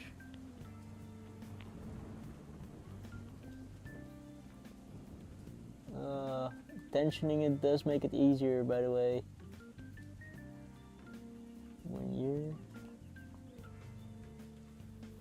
And I want to do one straight in the middle here. And then before I pull it tight, want to pull it tight. I want to do one beneath it.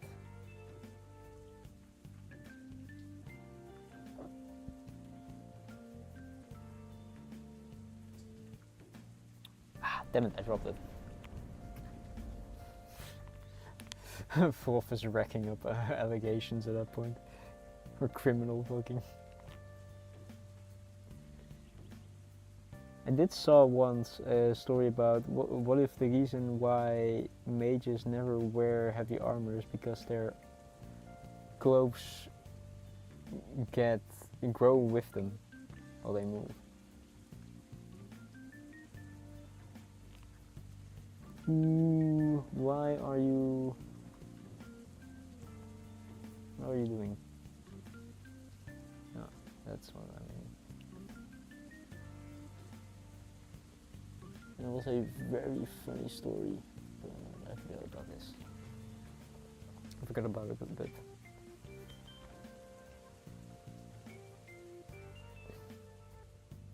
Maybe I made the mouth a bit too big compared to the eyes.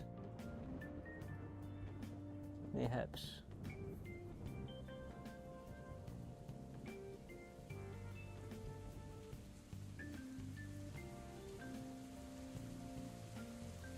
Think about there.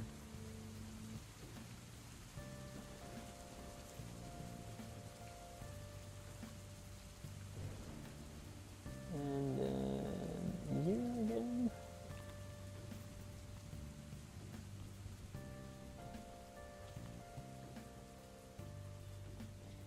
Quick 5 minutes adventure, almost over. Then we go back to the regular schedule embroidery. I mean, it looks funny. It looks funny. Let's say that.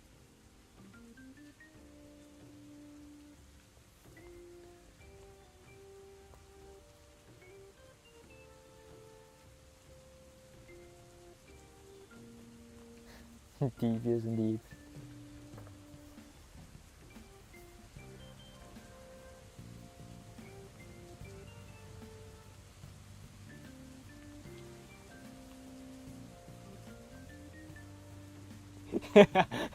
That is genius. That is really funny. I love that fool. Or I love that soap, sorry.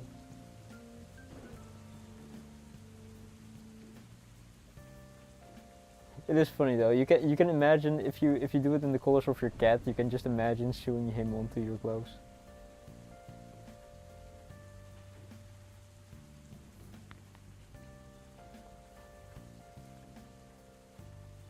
Oh. Sometimes the tension does get a bit too much. So be careful with how much tension you pull though.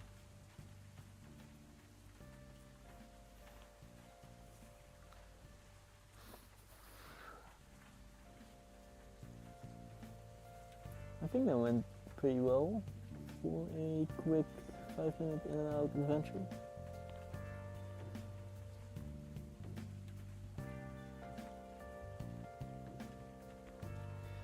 Oh, that's cool. You can also just use a hoop to tighten your clothes when you're embroidering on it. That's what people do. I could have done that, but I was like, if you don't have a hoop, but you do have a needle and thread, please do not think you are limited to embroidering. You could, if you find out a section that you want to do it, you can do it. But I just wanted to show you can basically embroider on anything.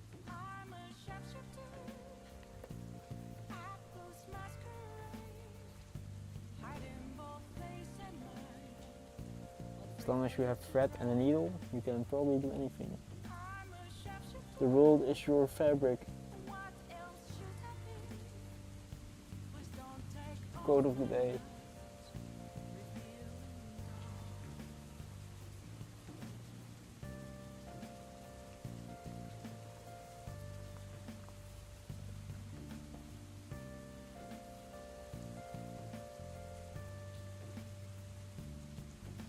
One more, and I can go back to the other side and do the last of the whiskers.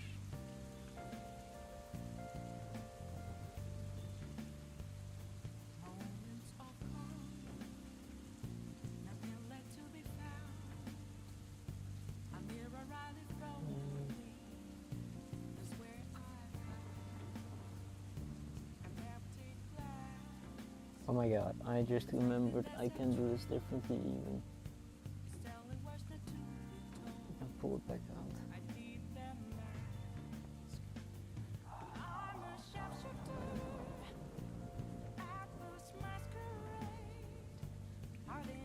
Okay.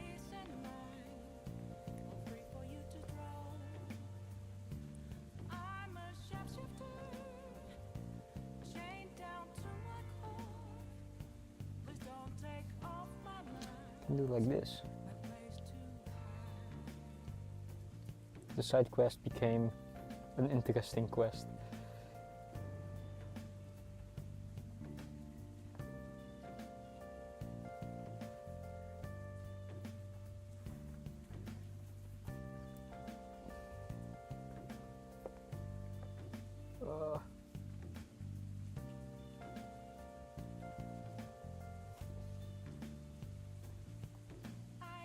One more.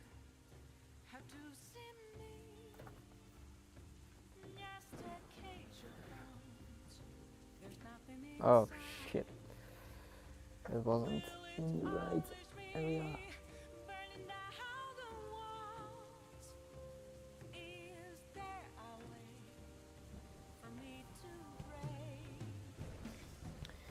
It's fine. I can fix almost everything.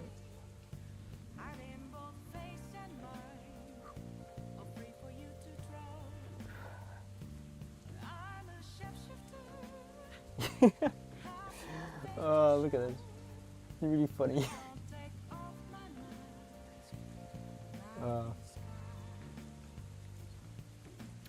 But yeah, so if you want your lines to be staying like tight after you make a stitch, for example, I go here and then the whisker goes like a bit outward here. A little bit. Thank you.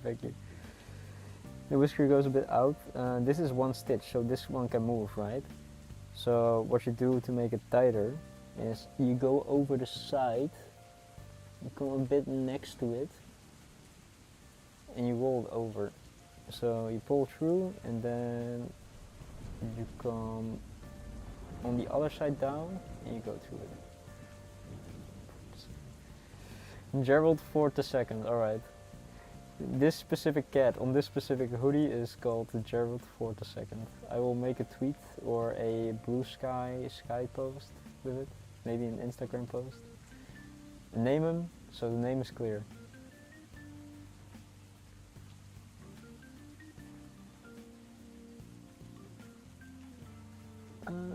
One more, two more stitches. Gerald Ford II. I hope this car does not create an... I think the Ford cars were right. I don't think the Ford industry had like a row of scandals, right? So I'm fine with that.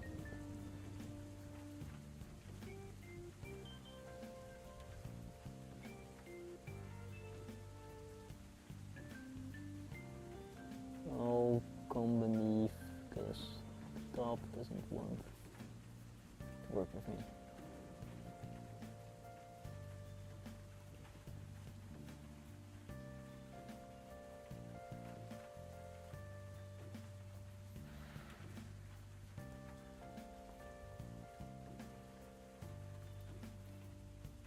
Small side quest.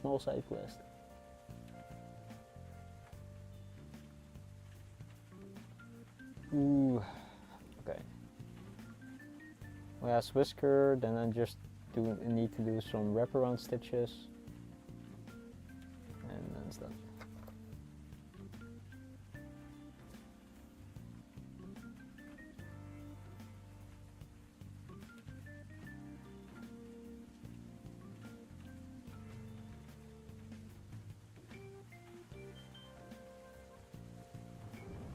But yeah, if you want to do that, you can. I mean, it took me how long? I think 20 minutes, almost 20 minutes, maybe a bit more to do this. If you're really bored in a day, just grab a shirt and stitch this on it. And then do it repeatedly for all your clothes. Or not for all your clothes, but like this single, just have one specific shirt that you only draw cats on. And then you will eventually maybe cover the whole thing slowly. Which I find funny as fuck if you are able to do that. The kitty hoodie, exactly, the kitty hoodie. Eventually you can put different colors, different expressions. That's why I want to draw like a cat a day in this style, to be able to draw different expressions and that kind of stuff. It sounds like a cute project, right? It does, and it's not like a consistent project. It's like a project that you can start whenever you feel like it, and then just want to draw a cat on like a shirt.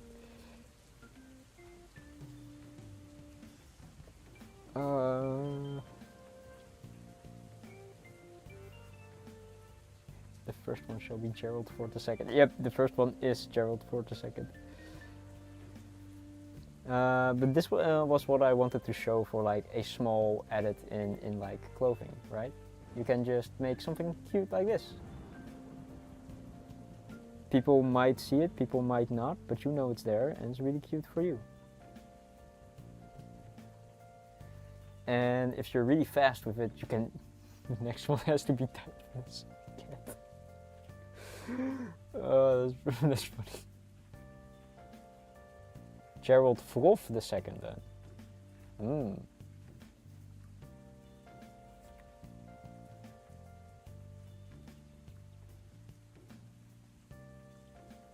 But still, the funniest thing in my mind is just taking someone else's clothes and draw like.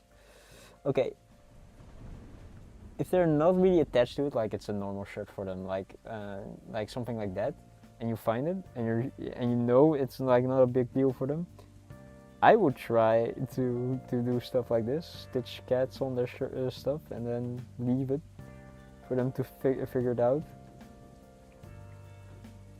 It will be funny if someone else comments, "Hey, that's a cute cat you have there. Did you do it yourself?" And then they're, "Cat? What are you talking about?" Then they look at it and then they're reminded of the one person that does that. And they're like, "Damn you!" Right? That sounds incredibly funny. Okay, I think I'm done stitching on this.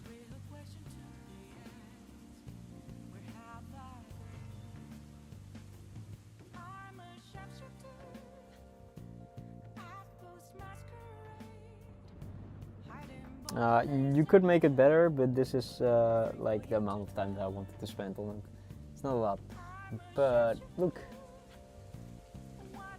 very cute, quick kitty.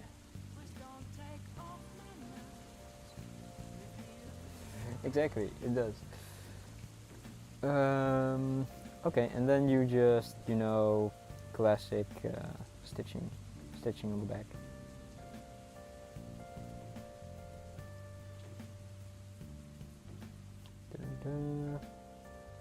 True.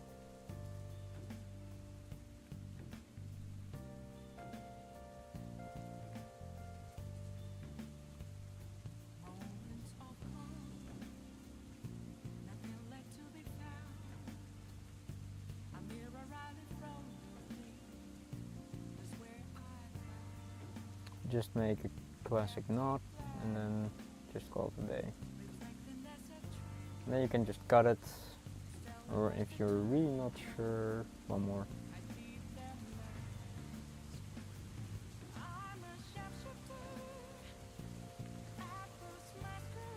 Now you can just cut it. Where is my scissors? I think they're beneath here, yeah. Alright, good luck with the bakery.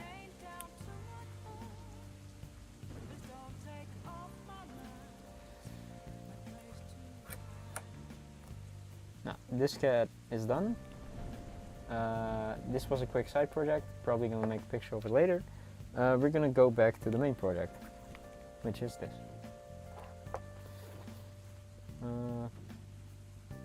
And for when someone else arrives, you bring up that you can do that. My light, it's dying.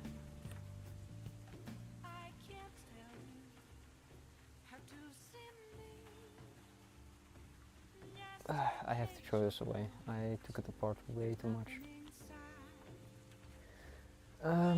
Where is the brown? No, wait, do I need brown? I just did all the lines. So now we are going to another section in it. Where shall we start now? We will start in the center and then see what we can do. I want to do, well, this dark brown area. I want to do the purples around the feetsies. I don't know if I can do the shiny lights.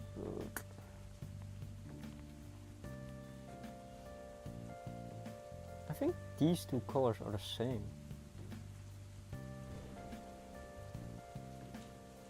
Damn, I should throw it in Krita and use the tool for that. I think we're going with a very light purple, I think. I think this is too light. Oh, this is way too light. But the only other purple I have is this one. And this one is way too blue. Wait. That's too light. That's almost correct.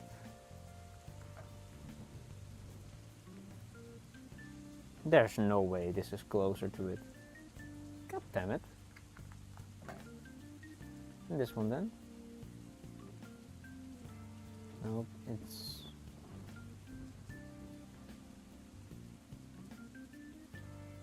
I think this one is closer. Damn it.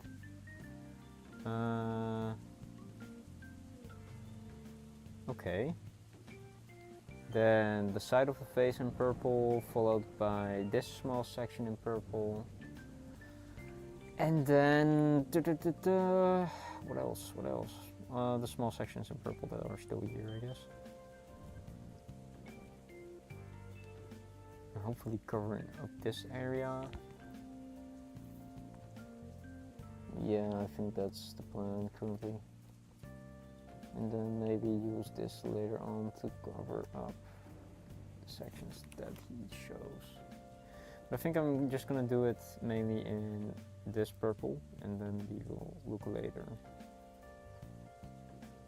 Okay, so how much again? 1.5 arm length.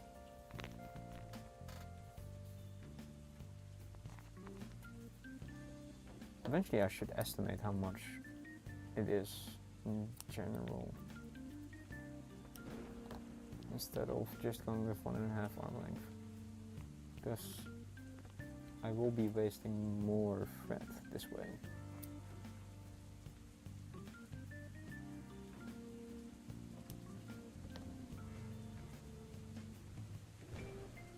But yeah, that side project was mainly because I wanted to show that you can do anything basically with any clothes. If you have some free time and you're bored and want to feel a bit productive, just grab a shirt that you don't really care about but you still like wearing and you think is a bit bland and start, you know, figuring things out that you want to put on. Like clothes, like for me it's a lot of cats. I don't know, I like cats, they're really cute. I had a cat. Even though I may want a dog more than a cat, because it feels like it gives more affection. Still like cats a lot.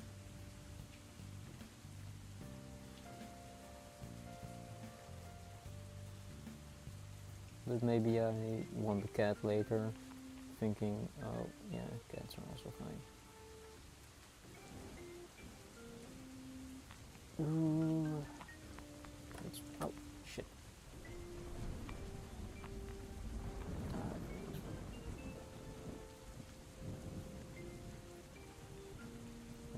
are gonna put a bit of color on this. A bit, just a bit. I need 3 strings followed by 1 string. Yeah.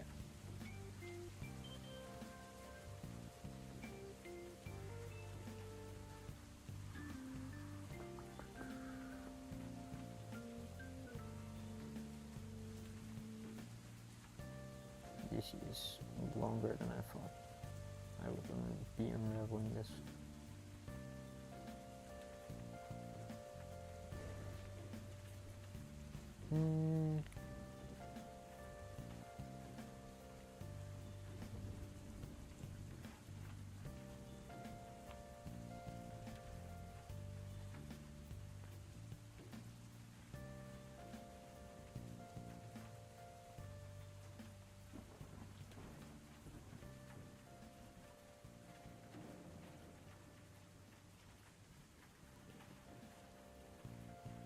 Come on, almost there. How did I manage to do that? I managed to make a knot at the end by just letting the thread do what it wishes, which is apparently ending up in this knot position. Oh, it's out.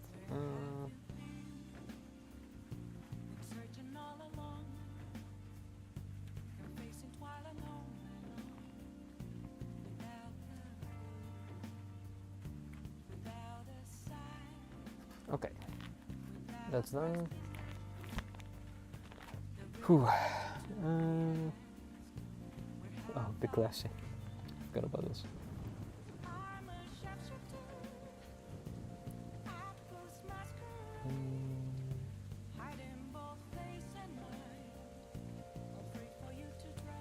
Oh, I have to think now. I'm not thinking. I just want to draw. I want to color.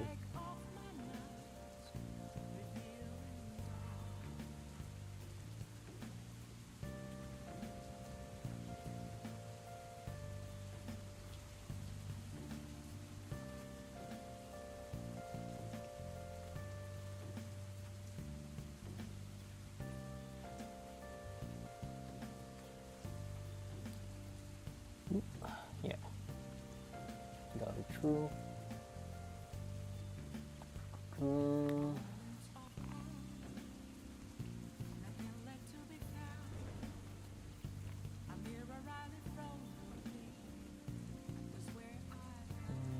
I think the lines are still the same, so it will be dark brown on the darker section, so that means this arm, this part of the heart, oh god, my headphones, this part of the heart, basically the whole heart being surrounded. Okay, so every section of the heart, and the only pieces that are this purple are his whole cheeky thingy and around the nails. And then for this is about also the same color of purple, I would say. And it's very close. There is a bit of gray here.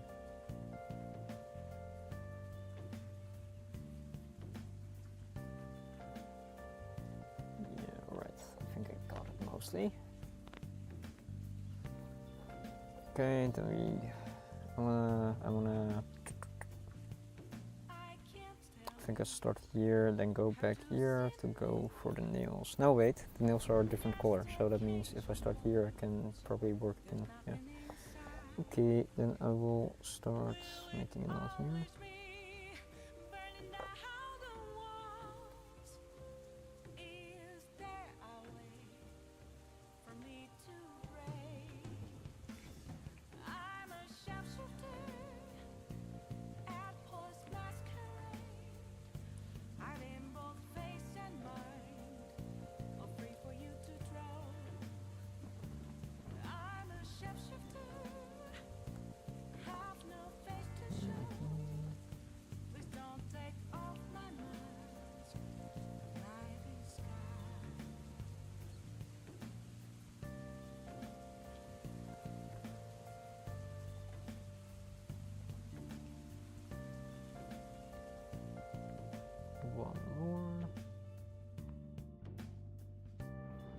Right, I think that's good enough.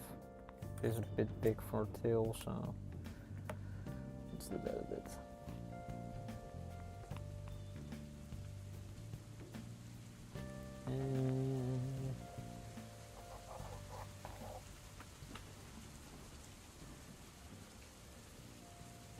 Wait, I think it starts here because the rest of the eye is still black.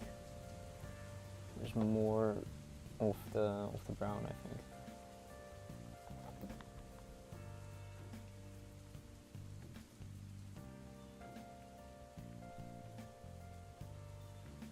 His eyes are lighter colored on top, but they're also just mainly brown.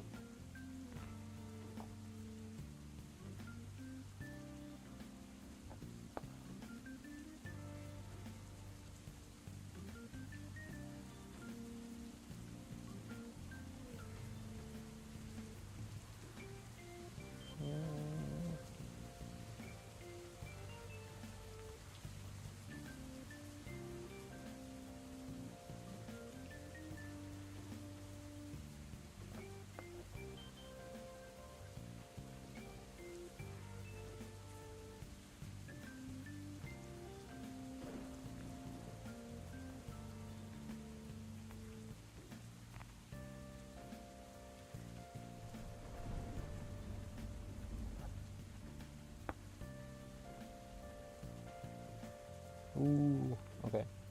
Still good, still good. Still safe.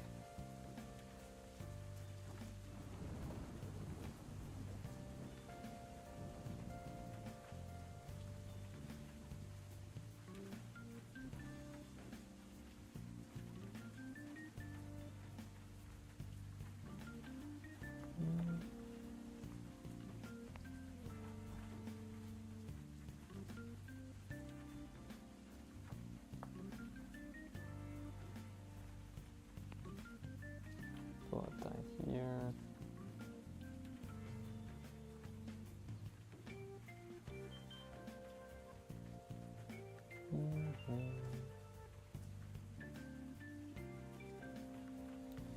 I need to put my headphones back in because I don't even have any sound. I'm also not muted, so it's fine.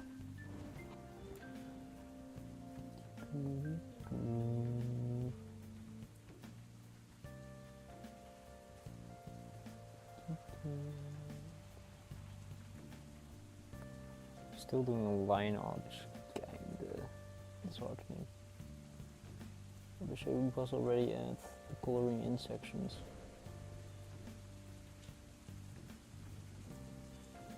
But I have to resist. I have to resist. This is the important part.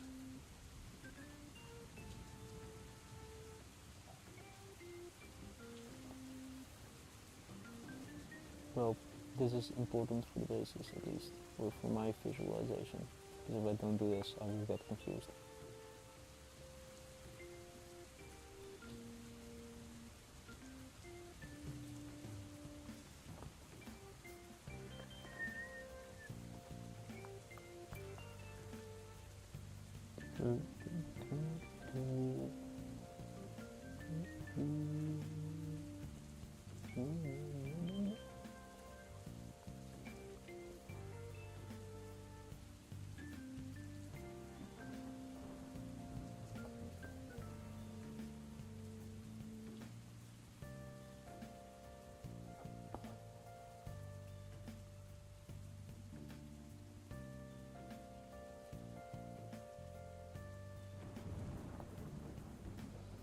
I wonder if the color choice is gonna pop out when... I wonder when it's gonna pop out and be more coherent. Because now it just seems a bit of a mess.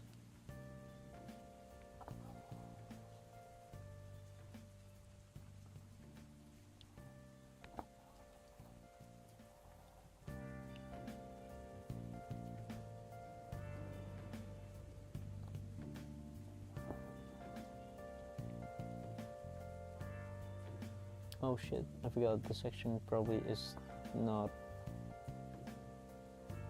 this color. Is it? Because this section isn't.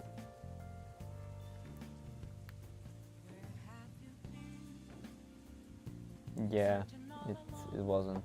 It would have been all brown until here basically.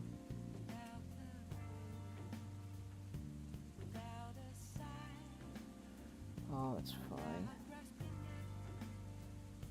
I think.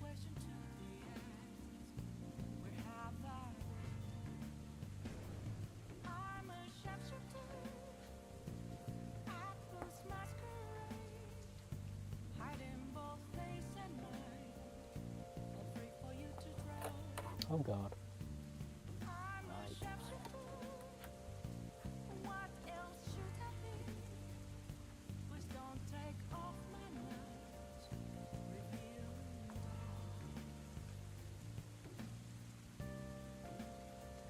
Can't wait for the coloring section.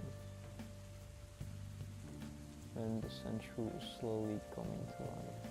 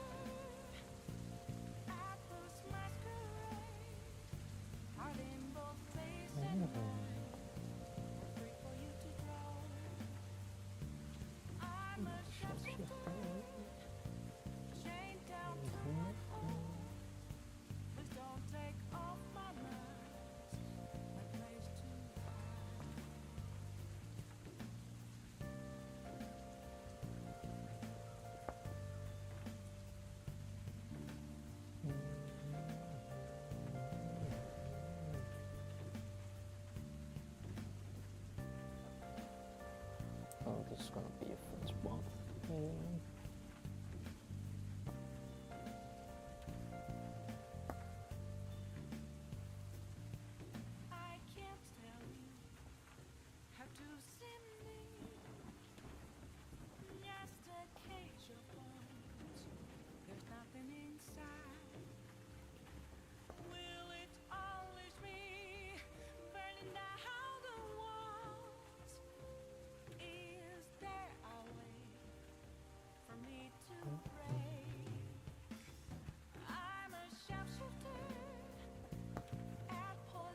Okay, I am fine with how thick that is. I'll just make a stitch here somewhere. Purple. Yes, purple. It is purple. If you look at the reference image, it is closer to purple than brown.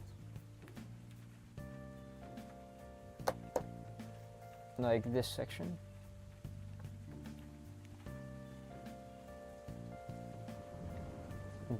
I think this is a very close color compared to the brown. So I'm gonna try to get as much detail in, and I hope that at the end it's way more visible. Yeah.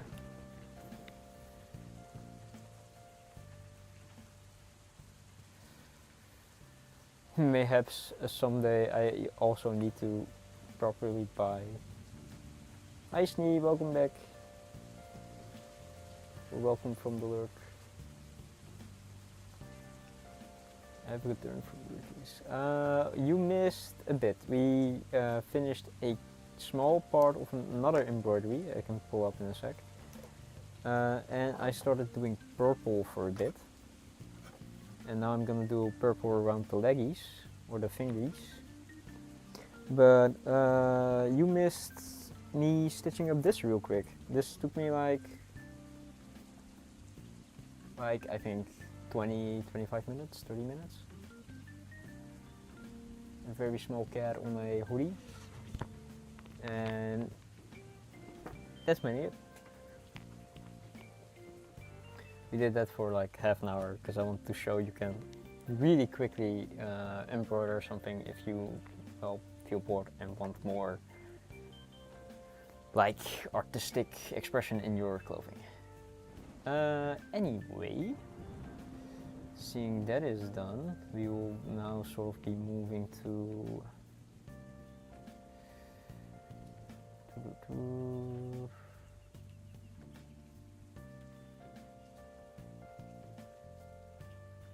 I'm like thinking if I actually have to draw the little blush.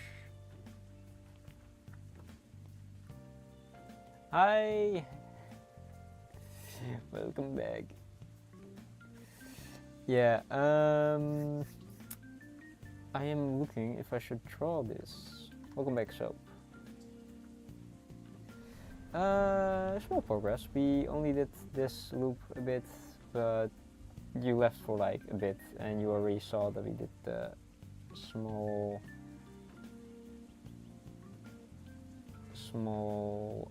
what's it called?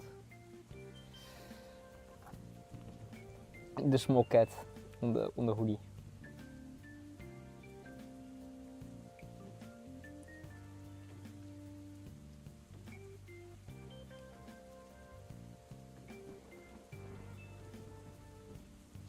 Think about that is correct. I think so.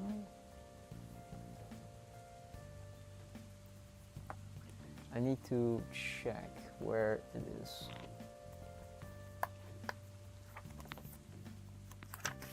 That's a detail I should have actually added, I guess.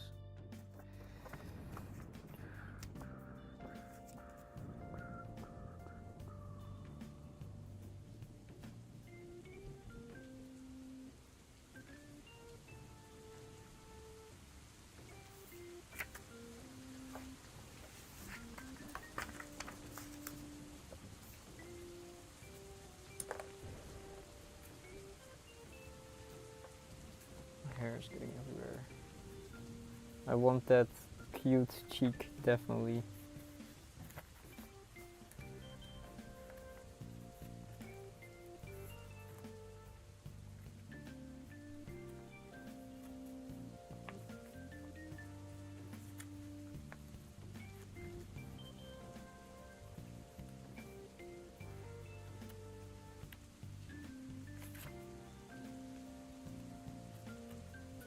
Damn it.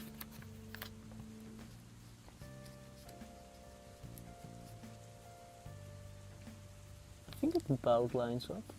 Well, not completely, but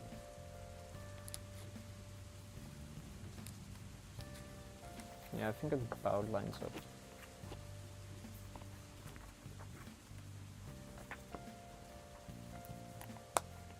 But pulling this tight and stuff is also just changing shape and that kind of stuff. So alright, the next thing that I want to do is go for the nails and the rest. Ah damn, this is also thick. I will try to do the nails first. So that means this line, this and that. And then I can probably move over to smaller parts.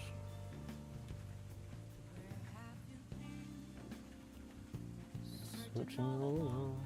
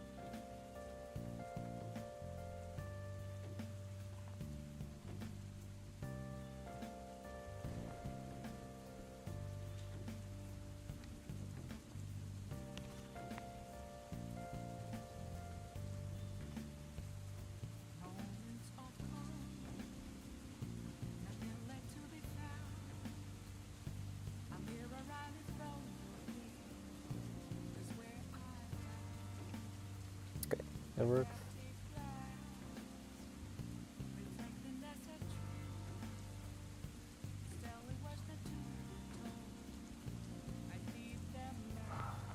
Okay.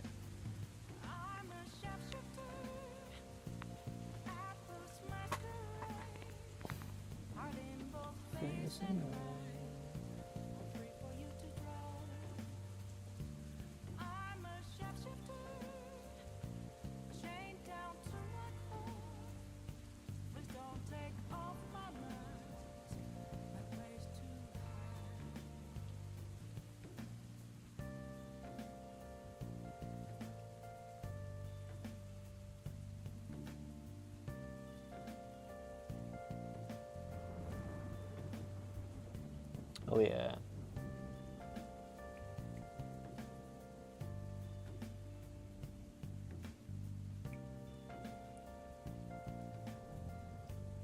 Okay, let's pull that through, turn it over, and then we're gonna restart again.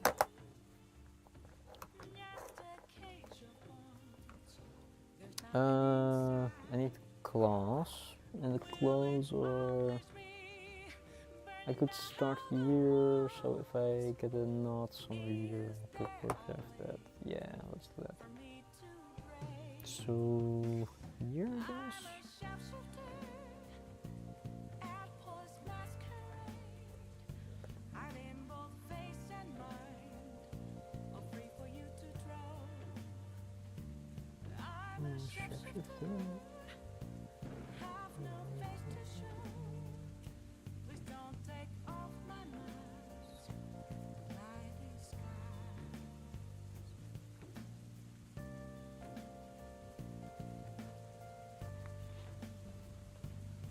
Okay, it's a really long tail. I don't like that, so cut it off.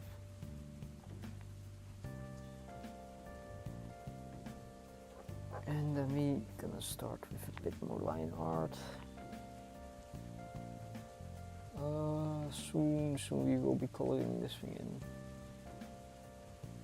Feels like this week is just gonna be line art after line art. And then next week it's gonna be sections of the sandshrew being colored in. So now it's like a lot of different colors. And next week it's suddenly gonna start filling up a lot more.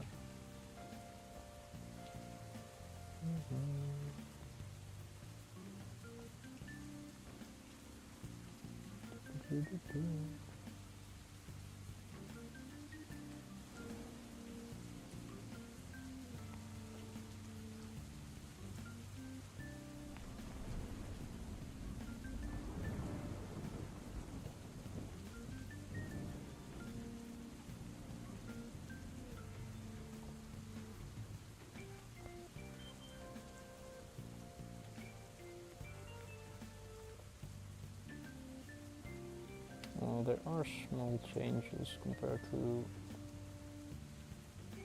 sandshrew I made.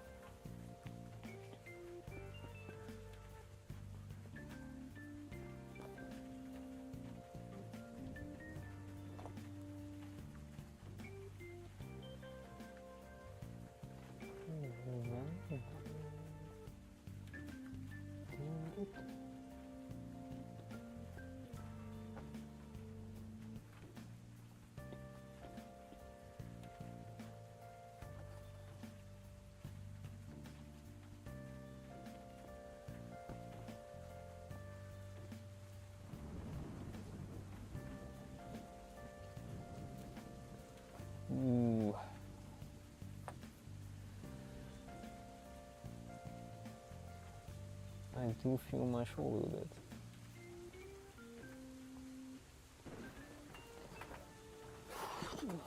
Okay. Let's see if this position is easier for me.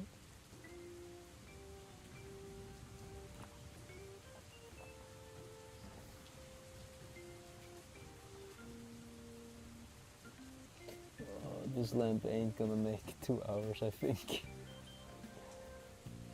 So my eyes are gonna work overtime to actually see what's going on. Let's do this way.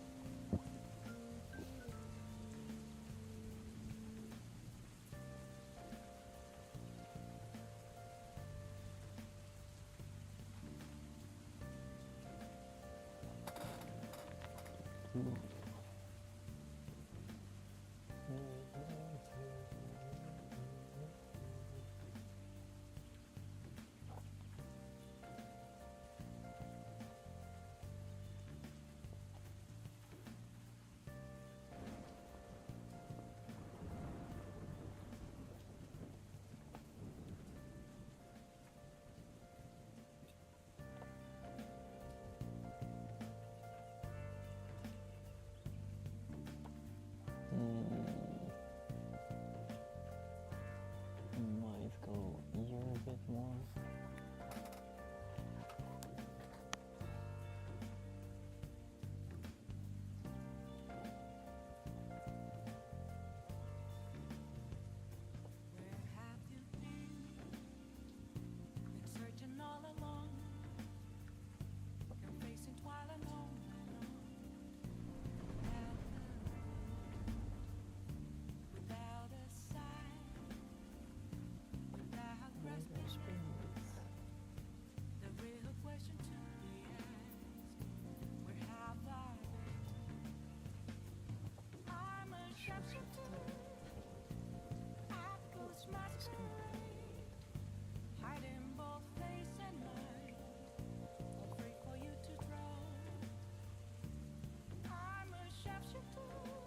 I'm really trying to see where I have to stitch on this.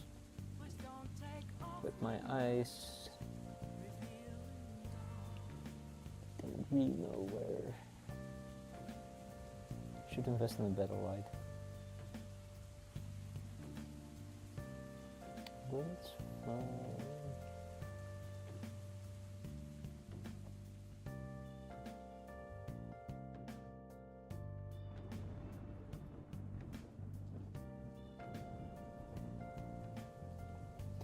It is really precise. I'm trying to look really closely where I should stitch. It shouldn't matter that much because I'm gonna fill in between and around them. But I do want to have at least a line of purple there. And making them a little sharp. Really, it's like a drawing really small, but the biggest problem I currently have is the light that I'm using is dying because I forgot to recharge the batteries. So I currently have a problem that I don't know how much I've covered correctly. I think I covered a fair bit, so I want to keep that.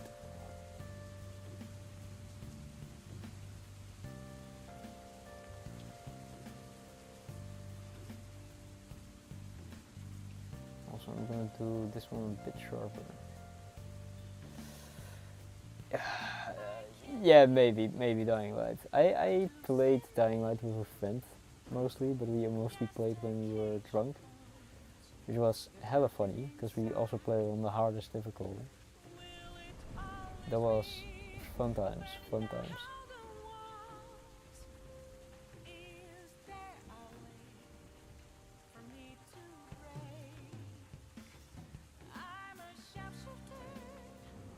this. I have never played that game solo. I have only played it with one specific friend. So I have no clue what the story was, except for someone kept calling us Habibi, and that's all we know.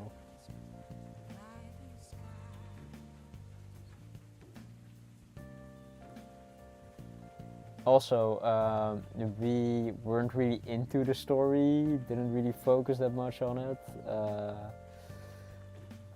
and we let a coin decide all our choices in the game.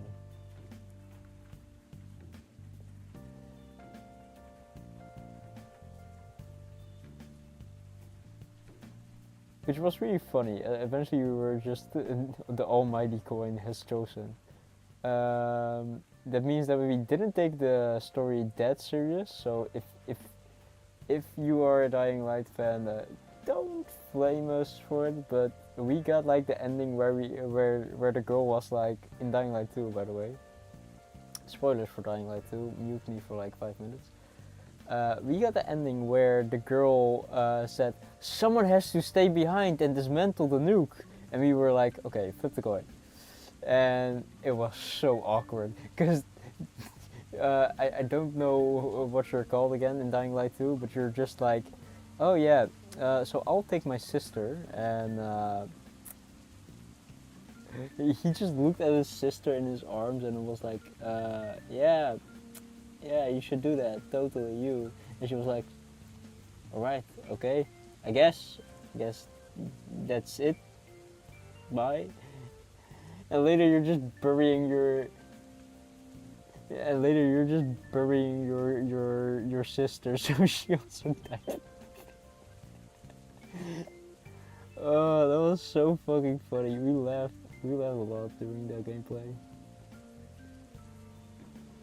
Okay, that one is also out. The first one I don't remember. I remember like a kid dying in a container, and that's about all I remembered. But we were really sad. Dying Light 2's night wasn't as scary as Dying Light 1's.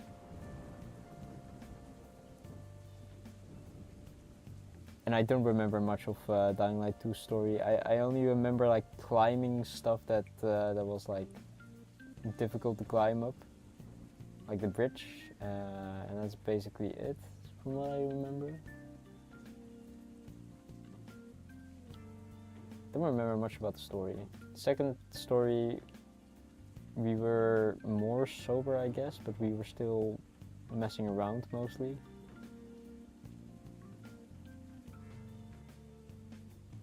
So it was like, we paid a bit more attention. Oh damn, Left 4 Dead. I haven't played that in literal years, because I played that mainly when I was younger.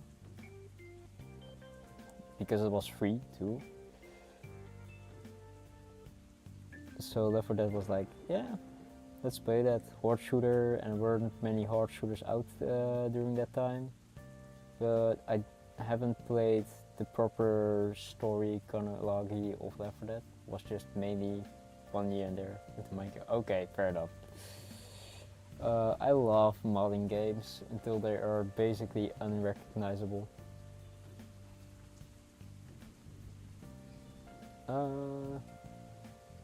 Yeah, okay, so I did that. I just need to go to here, do the little leggies, and then we can do the final hand, and hopefully not do this much detail today, because I don't want to do this much detail. We might actually just do the heart and start with that,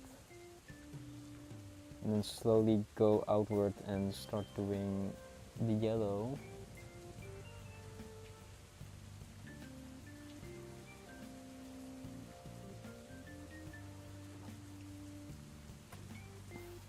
I want to do the yellow a lot, but I can't yet, because I can't start with yellow. I need to work on the inside first. Thank you. It's a lot of focus though. Especially with my Dying Light.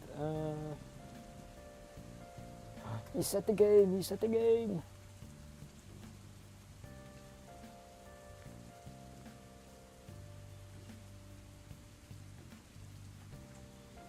But yeah, if you want to do very precise work, you have to use a single strand.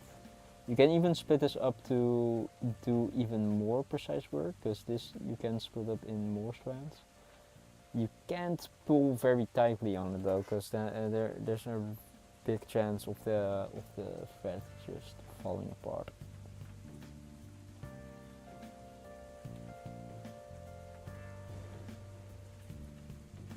Okay. Now we go back down again.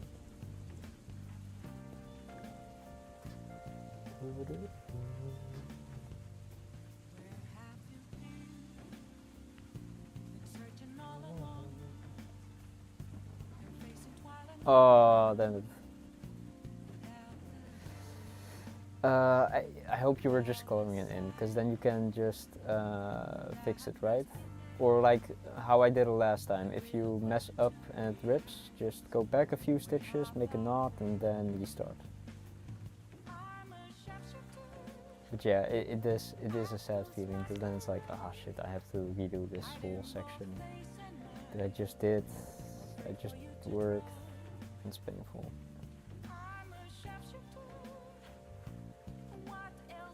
But yeah, you don't really have to pull that hard on it when it's just one thread at least. In general, you don't really have to pull that hard, because if you know where your thread is coming from, you can just hold it parallel to it and then pull it a bit through. So if my thread comes from this direction, I can just pull it parallel or flat to the fabric, that direction, to pull it a bit tight, and then it's fine. Yeah, you can eventually do it fast, but hard is never a good option. For example, what I learned, what you know, when working on, oh shit, I lost my thread. When working on motorcycles or cars, and sometimes like, if you have to force it, sometimes it's not a good sign, because then you're probably bending something or something is in the way. So when you have to forcefully pull something out, maybe a bolt is still in the way.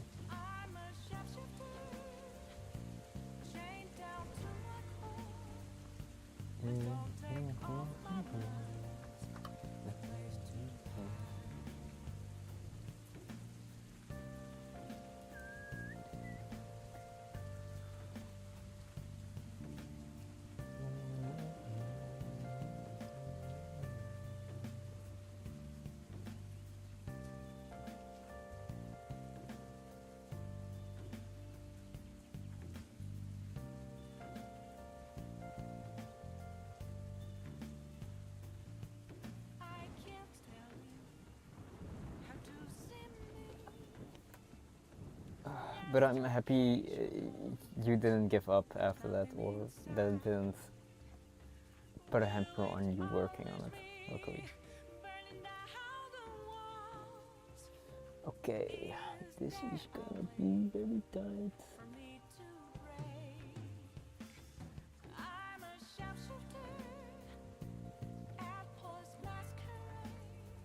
And you up here.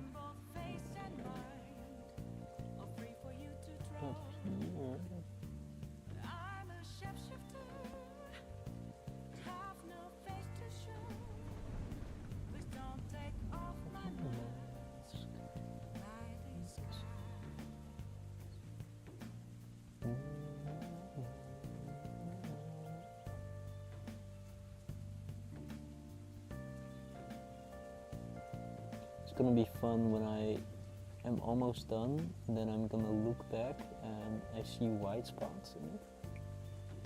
And I'm just gonna be, okay, I have to repair that, and then just per thread I pull out like a single piece of strand and then make a knot in the back and then go over that white spot over and over until it's filled.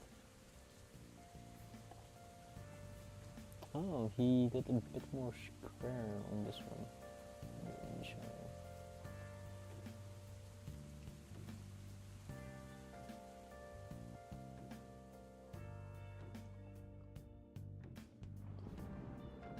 Nope, it's not gonna show in this work because if I drew it very big, then maybe every detail I can probably capture. But seeing I'm not going that big and it's just enough to cover a heart. Exactly, never give up. But I'm a very persistent person. A very persistent person. It's known that I have a very let's say if Nia can throw her head against a wall like Frida in SL1 Elden Ring, I am the same kind of person that can throw himself at a wall when crafting stuff.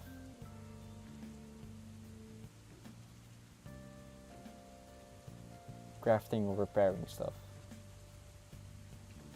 I may spend a month on something, but it will get done. It will be done.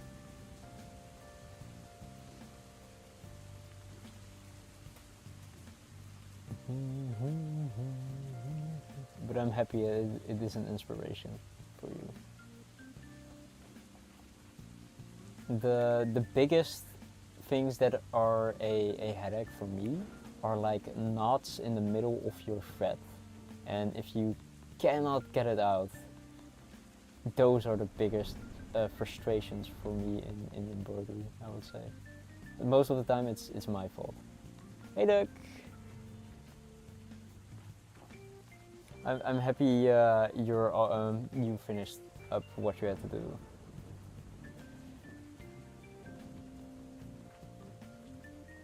I'm happy that it's an inspiration. We did do a small side, 30-minute side embroidery and finished a small art piece on a hoodie. I don't know if you saw that, but we did do that.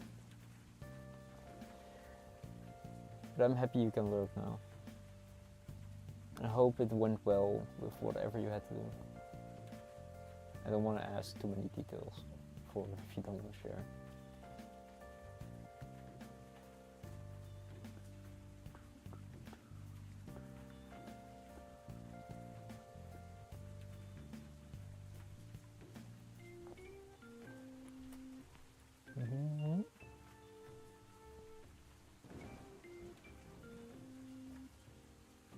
Nice, nice, nice. I don't think I've shown you. I know Sneak came by and I think I've shown him.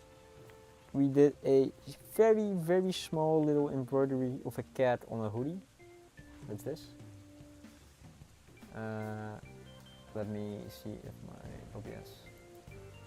And basically this is like a teaser of what I wanted to do, showing off with modding hoodies. It was like 30 minutes, very, very fast. Oh yeah, Sir Gerald Ford II. It was a teaser of like what you can do with just your clothes if you're bored. And I was like, you know you can do this to other people's clothes too. So if they leave you alone with their clothes, or you have a chance, or they just fell asleep,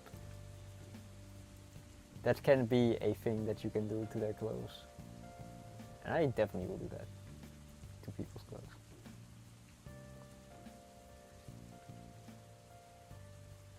Oh, I'm happy you do. It's a bit back. It took me like a few, 30 minutes or something to just quickly do that without an embroidery hoop too. Which does make it more difficult, but if I did it on someone else's clothes, give me 15 minutes and I can make a very fast cap. But yeah, if you have like small embroideries like that you like, you can just grab some clothes and do it. Nothing is stopping you. The world is your fabric.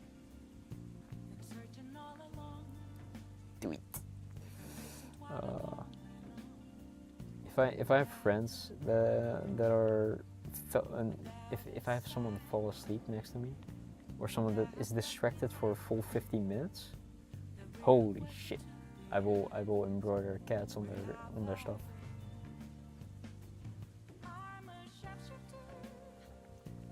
Of course, if I know they won't mind and they can laugh about it. If I have the chance, I will. I definitely will. If I have small patches, one thing that I want to embroider, right, are googly eyes. I want to embroider googly eyes, a shit ton of them, and then just throw them on like big couches or something. And give a couch a face. That's what I want to do.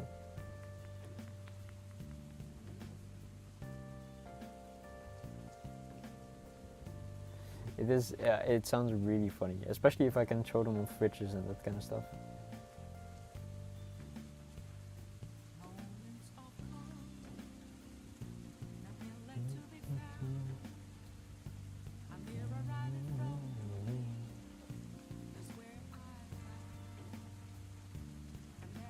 But big objects, that's what I want to show them on.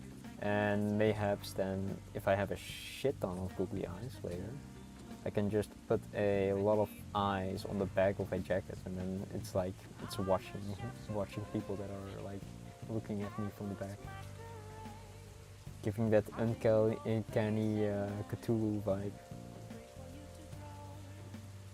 Mass of eyes.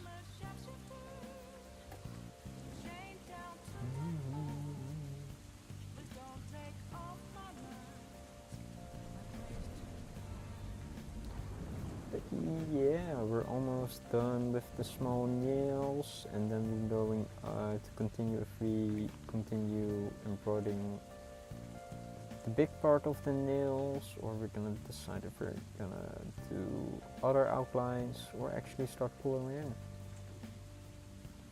Because if we're gonna start coloring, we're gonna have to use probably red.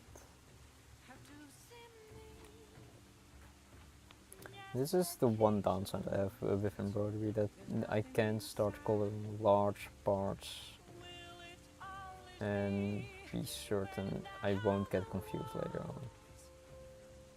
Because the reason why I'm coloring in like all these small little lines is because I don't want to be confused later on which color or where the sections are and that kind of stuff. Because if the pencil fades, the only thing stopping me from messing up stitches is my mind and paying attention, and I'm definitely not gonna pay attention.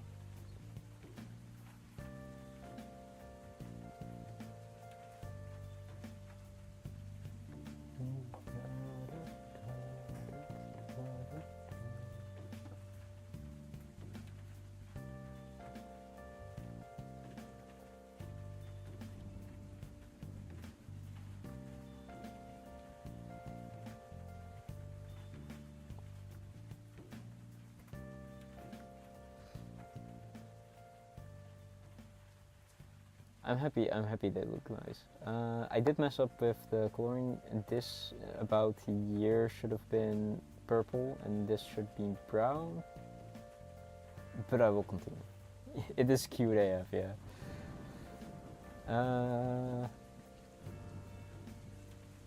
What else? I think that was the most part of the nails that I wanted to do. The other are way thicker, so then I need to use, for this, and this, I need to use thicker thread. Between the nails is brown. This section should be brown until a certain point. This section should be brown, this. I do wonder that too, but I'm trusting the process, because that person that drew it did it this way, so I am praying that it's gonna look good. But seeing I'm gonna use multiple colors too, I'm assuming I have to trust the process. I have to trust. till here, I think it's still also this color of red. It gets a bit more vaguey at the end points here, what kind of color red it is. I don't know if I have this color of shade, so I have to look later. But I'm gonna trust the process. Oh no, that is not good. There is a small knot. I hope it's a knot I can just pull loose. Yep, I could. I could not. I could. Oh, safe.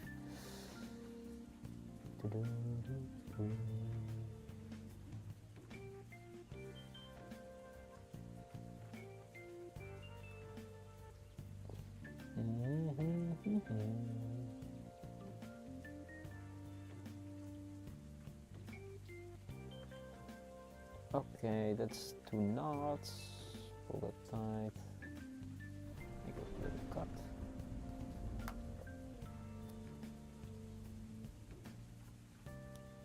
This is the small version too. I don't know if this, if it's still gonna work out with the person. Perhaps later on, much later. Actually, no. I shouldn't even think about doing a bigger version of this. I should think of bigger versions of other things that I want to do. Something that I want to make for myself. I have no clue what I want to make for myself. That's a problem. God damn it.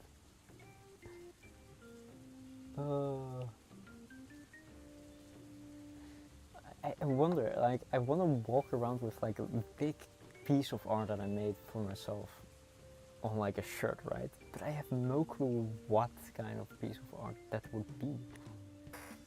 Because if soon as I'm thinking I want to do something for myself, I'm like, what though? What? Do I deserve something? What would I make for myself?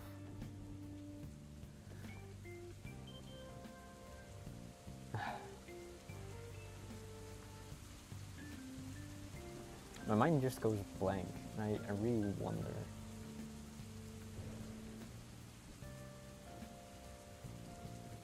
Maybe there are cool art pieces like vibes that I want on my back. Maybe vaporwave aesthetics. A cyberpunk kind of city with a lot of neon and that kind of colors. Something bright / dark that pops out. But I wouldn't know what I'm interested in. It's the same thing with if someone asked me if you want a tattoo, what would you like? I'm like, I have no clue. Like, there are a lot of things I like, but not like on my body.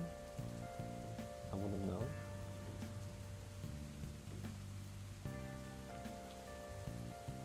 Like, the pelico is like the closest thing that I would do for myself. Because that's just cute. And I love that. And it's simple. But complicated artworks, I wouldn't know, genuinely. Okay. I wanna cover this section. Oh god, how am I gonna do that? Maybe I should start with the brown actually to do what's remaining of brown. I think that's actually a better idea than doing purple.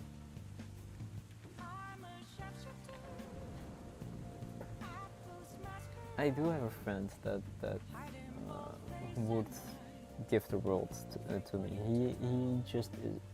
He draws a lot and that kind of stuff. But they are friends. I love them to bits, and they are more people that if you ask them exactly what you want, they will give it to you. I think that's also more common for us in Holland. Like, yeah, just ask, and we will give it to you. But asking something so personal is to guide them is Kind of embarrassing, I would say.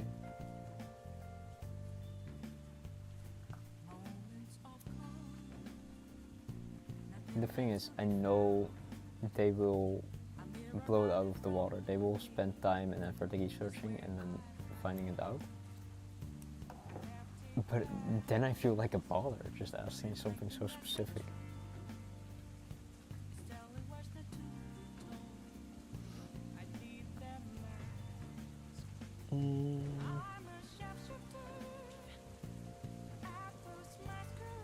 But maybe he will enjoy it. I have to talk to him about it. I still have to make something for him. The drawing style that I have in mind. I should just outsource that. Yeah, I should just get someone to draw a pattern that I can easily follow. But then I have to find someone that can properly draw a pattern for a what's it called? A handkerchief. Ow. Okay. God damn it! I actually stabbed myself. I will note this stab down somewhere. I did not stab myself 39 times. God damn it, duck. Damn it! I have no clue where to unboxing people. I have no clue how to reset the counter. As soon as I figure out how to reset the counter, the counter will be reset, and I will add this step. Noted it down somewhere. It's bullshit. That happens when I talk and embroider. I want to do this section, and okay. So this whole section needs to be done between the fingers. This section, this whole section, this section between the feet, here, and then this arm. That's it. I think that's it. Let me check. It's a lot of line art though. Honestly, if I would color all of this in a specific color of yellow, I think it also would just look great. I think. But I am a dedicated person, and this person puts so many details in this. I am so happy you're almost done. Oh, did you? Oh, the little cat that you borrowed your mom's embroidery hook for. That's amazing. Also, look at this. This person put little stars in a lighter shade of yellow on like the arms. He put it on the head. He put on the shading. And I'm even more confused, right? Because I don't know if this lighter shade is the same as this color or this color or this color. He is. He did so many details. The shading also. Oh! Look at this. He put another star, falling star, right beneath the tail. He put a lot of stars everywhere.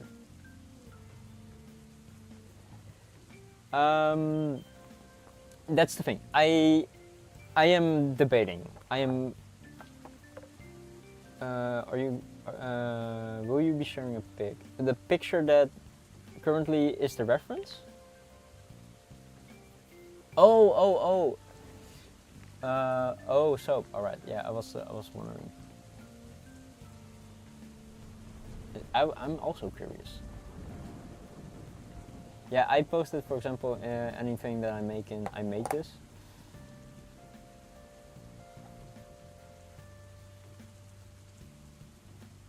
And I'm also very curious. I'll also post a small picture of the little cat on the hoodie part as the side project, side escape.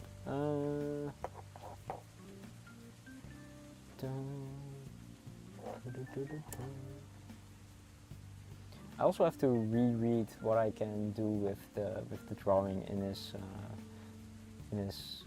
his bio for what he said.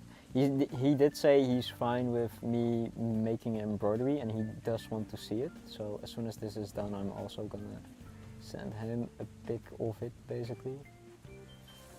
but I don't want to bother someone that made it, you know, for me. I would like to commission him for something else because I love his artwork, but I wouldn't know for what because I'm not really a Pokemon fan and that kind of stuff. I might ask like, can you do one of like a monster in Monster Hunter and then send Gaffigan's pics, but I'm still like, I don't know what I want, genuinely. I love his art style, but I don't know, I guess maybe a Palico face, but then I'm like, I already did a Palico and the logo is already fine. So I would like to commission him again, but I have no clue for what.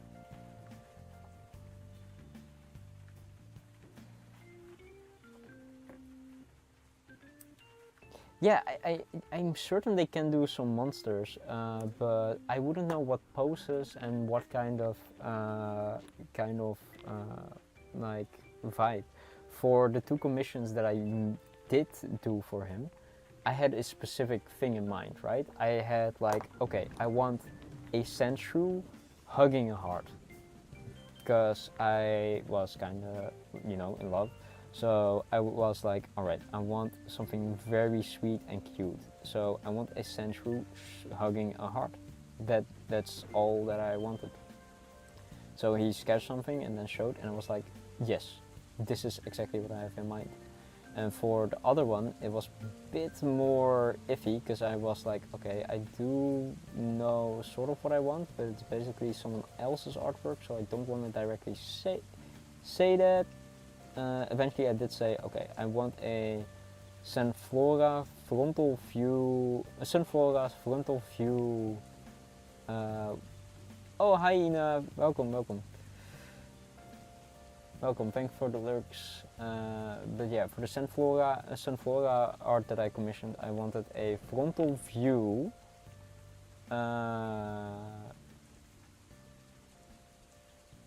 A frontal view that is surrounded and sort of hugged by other sunflowers, and it's basically sitting cutely. So that is what I got, and it required a few more revisions than the sandshrew, but the sandshrew was like my favorite, and it was the one that I really wanted basically.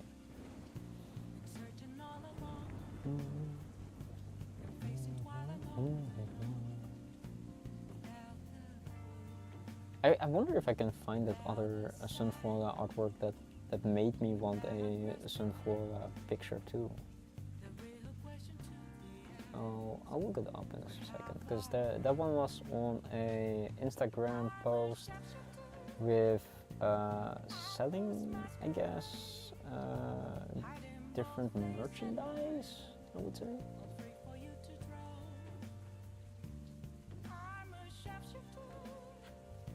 I'll look it up real quick before stream ends. Also, I'm getting hungry. I had only like a long piece of bread, I guess, for food. And then with some crab salad on it, and I ate that while watching my cats beat the ever-living hell out of some bosses while I was just sitting there like, yes, yes, yes. I don't have to do anything, and the game plays itself. I love auto battlers that aren't really auto battlers. It's really fun to just watch while you're eating,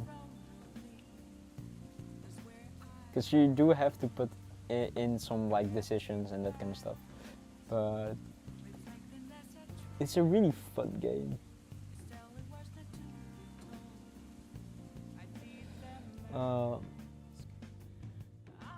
I do wonder.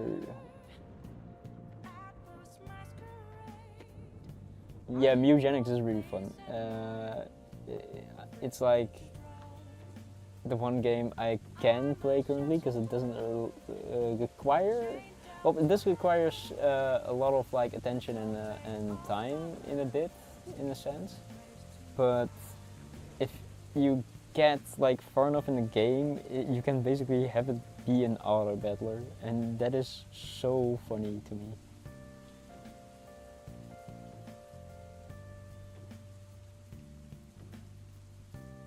Also, sorry, if you really want to probably have a bigger picture of this sandshrew, and you want to maybe follow it sort of along, because I probably cannot stop people that want to find this picture. He does have it in his references on his VGen, I think, for the Pokemon itself. I personally am not gonna like put it somewhere to download on like somewhere, basically in my description or anywhere, because, well, again, I made it for someone I requested it for someone I cared about, so it is a bit personal to do that, especially since it is a gift, or was a gift, depending on how you're viewing it.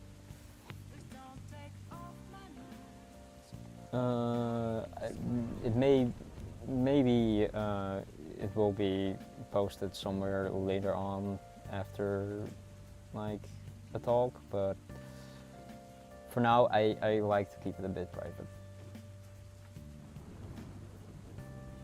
But if you want to see a bigger version, he does have it in his references or like his portfolio on the specific category for Pokemon, I think. If you scroll through that, I think you can find it. And then you can like probably look at a bigger picture of it with more details. But yeah, it's really cute. I love his art style, genuinely. He uses so many colors to just create so many effects. And I don't know if it's different colors. I think I'm gonna throw it in Kita later on to check if some shadings are the same color or just different colors but then lighter versions. Because in the heart, I think it's like a lighter, there's a shade or a shine that I think is a lighter red, in my eyes at least. But it can also be it's light red because it's surrounded by red.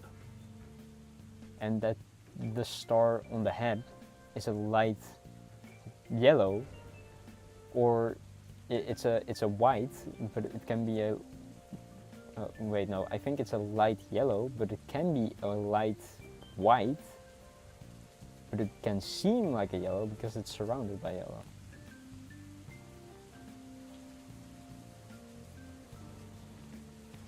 Oh, you have a hotkey for color picker.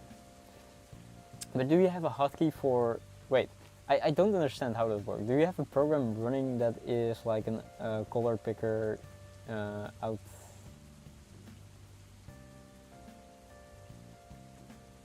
in your Linux distro? That is really cool. And oh, that sounds really cool, especially if I would do more art stuff. The thing is, I'm way more into... I would like to be better at art, and I would like to be better at design, but I just cannot find the time to be both. For like the hoodie, I'm looking through cyberware, cyberpunk, all that. And when I click Win Shift P, it immediately runs a color picker that I can... Okay, that is really cool. How... what was the inspiration to have that program running then? Or did you design it yourself? Or is it something that you just run? Okay, I need to check because the lag does go a bit somewhere.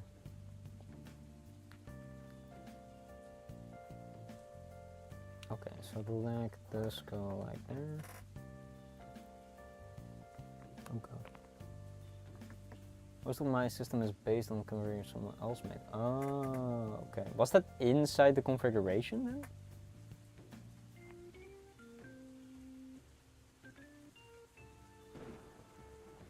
Guess it connects. Oh, that is hella fucking cool though.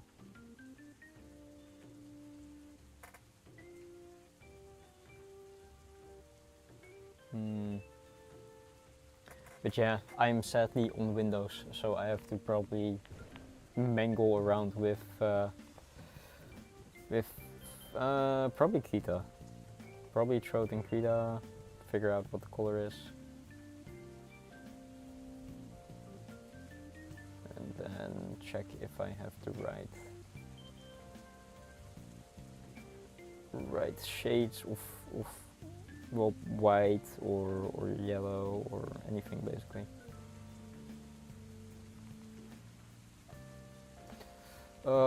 That's I should have that on my phone, honestly, because then I can just go to the elderly ladies in the embroidery shop or the sewing shop, and then be like, yeah. Okay, I need this specific color, so let me use my phone real quick. Ah, it's this color. Instead.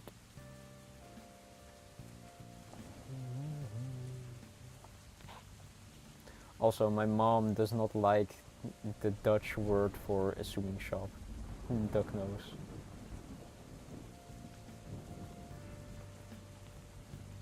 Because when I was saying it in Dutch, because with family I tried to talk Dutch. A sewing shop. Well, in Dutch, sewing, the word for sewing, can also, I don't use it, but it can also mean basically fucking. So if like people have a dirty mind and don't really are interested in mending clothes and that kind of stuff, they basically, you're basically say a fuck shop, but then those people wouldn't think of like a perv shop because that's something else. So yeah, but for example, we did a sewing course, and I kept saying in Dutch a sewing course, and my mom didn't like me saying that. But I'm like, how else would you call it in Dutch? Because it's literally dead as a translation. Just don't have a dirty mind.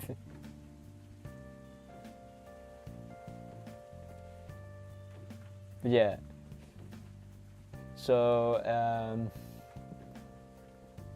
don't even know if like a translator, never had issues with them, so yeah, same. I differentiate clearly between the two because I am actually using sewing, or the Dutch word of sewing, as a active activity. And I would also never use the Dutch word of sewing in that context. I think it's more of a thing elderly people use in generally in that context. I don't even think. Well, I've never known. I haven't dated a girl in Dutch, so I wouldn't even know. But I don't think Dutch people even use the well, the translated word for sewing in that context. Maybe the elderly do, but I don't think the younger generation does at all.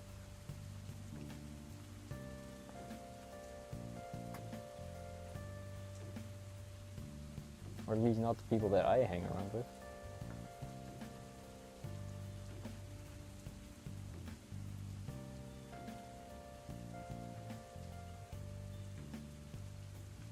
Yeah, same. My experience is the same. But I do wonder how it is with the elderly, because my mom mainly wasn't comfortable with me saying it, or was being like, no, don't say it that way.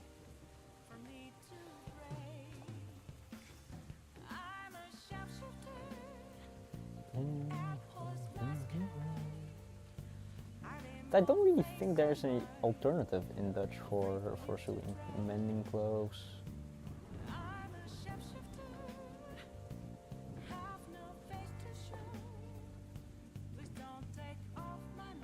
And I also think like Dutch, currently Dutch words or street words, or how the youth nowadays would talk Dutch. They would use borrowed words, well, from all over, but mainly I think now it's Moroccan words and a bit of Suriname words are mixed in. Well, I'm using them, but from what I would notice.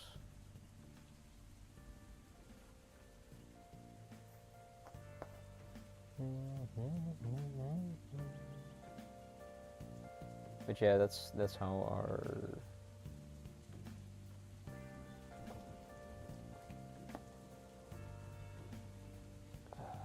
language is currently being stuck at.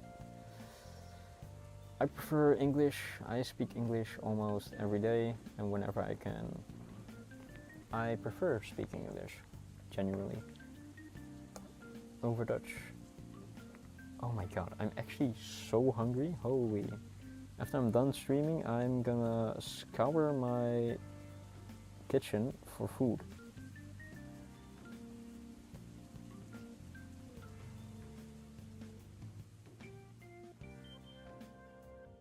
Oh, so you prefer speaking English mainly, but you have to speak Spanish basically at your work, I would assume.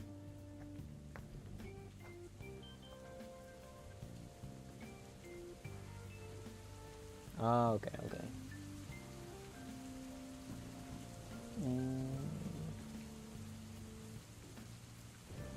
But Spanish is spoken like pretty a lot. The problem that you have with Dutch is it's literally only spoken here. Oh my god, I'm shaking because I'm so hungry. That's not funny.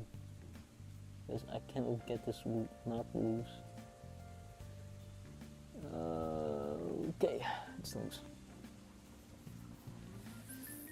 I have to speak Spanish everywhere in Spain, not over here.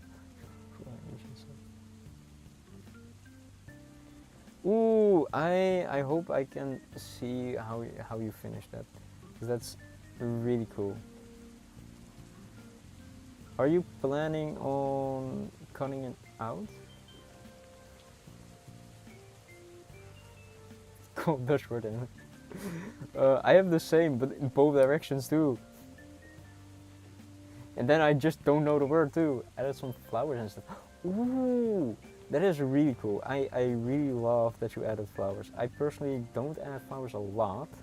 I hope it is in a way that it stays tight. If I can see it, I can hopefully comment on maybe things that you can do to have it tight. I do not know if you want to make a patch out of it or if you did it straight into a hoodie. You can fix them. You can fix them. Everything is fixable, basically. Just, I hope I can give you correct advice on it, though.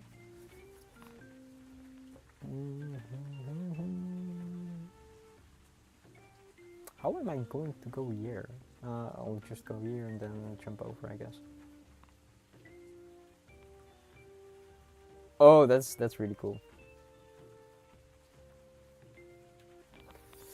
Oh, you can make a frame out of some wood and then put the embroidery in it, staple it maybe if you have remaining fabric around it, of course. But what many people do, for example, is they, I personally don't, because I love making patches and I just want to have patches all over so they can be used. But what many people do is they sometimes have a hoop and they just sew that shut. So they keep it inside the hoop, and then the hoop is the frame for the artwork.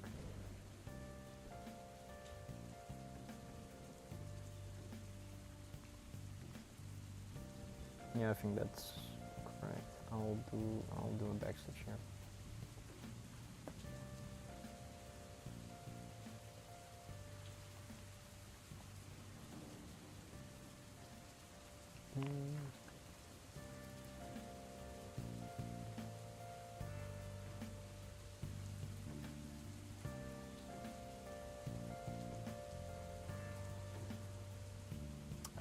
will check out when he posted it.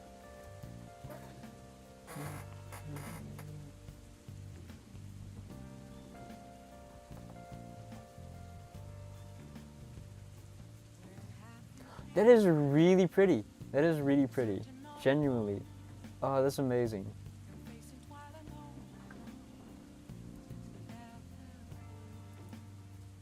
I'm really excited for you. Let's see. Your flowers went well. Genuinely, your flowers went pretty well. I think they're pretty well made. You do need to keep tension on it though. I do not know how big your fabric is, but if you want to hang it on a wall, I recommend making a small frame out of wood for it.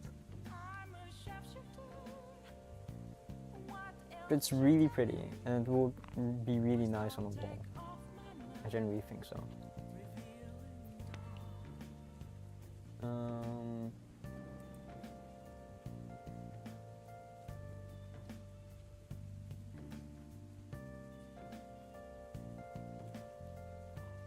But again, what some people do is, oh god, I have a big moan again.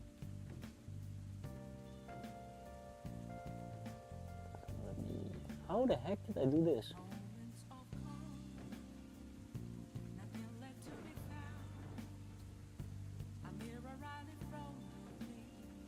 What the heck? It looks really good, yeah. I'm sorry, I have a mod currently. I can look it up real quick. Embroidery inside hoop.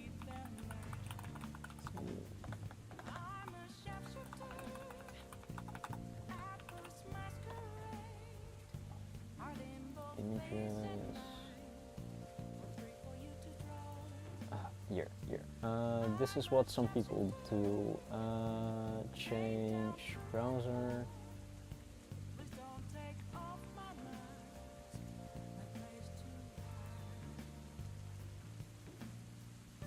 Oh my god, Twitch chat is overall. Window capture. Yeah, this is what people do. They sew around the inside and then they basically enclose it so it is kept tight.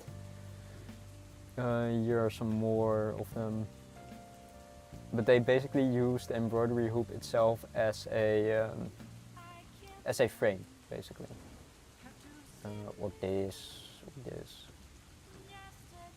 But that is a advice that I can give you to do. The other thing that you can do is actually make your own frame by wood. That means that you have to measure it, get out the wood, and then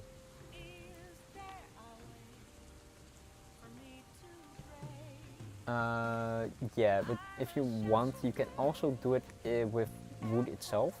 Just get some. Do I have some lying around? I don't know, but I would say get a frame that you think is fitting for it, or get some wood frame for it. Then staple it tight inside the frame, or just have it be big enough to show. You can also just stitch it. So what you can do is like have the backing frame like this if you have enough of it. Fold it double. I can even show it. I have some laying around. So if you have, for example, do I have something smaller? Because then I have to do it this way. So what you can do, right, is if you have like a bit of wood, you can fold it the ends like this and then just stitch over this until it's tight. That, or you can staple it inside the wood or staple it somewhere, but as long as it's tight. It's tight. You can make a small frame out of like scrap wood that you have. Or you find like a small picture frame that fits perfectly for your embroidery piece. Then you can just use that. Okay, now back to this. How the heck am I gonna solve this? Because I do not even know how I managed to do this. Oh, I know what happened. Yeah, I need to redo this. I'm sorry, needle. But I have to redo it because I had a knot already. No problem, no problem. Just if you have questions for it, if you're not certain which is the way you want to do it, you can just ask me. Ping me somewhere. PM me. It's fine. I'm always happy to help. Or if you have, or just ask me. I don't know what the best solution for your situation is. That's why I'm giving you a couple. For example, if you can't really have, like, if you want to keep using the embroidery hoops, then of course getting an embroidery hoop specifically for this is like, ah yes, now I'm one less embroidery hoop. Oh no. But if you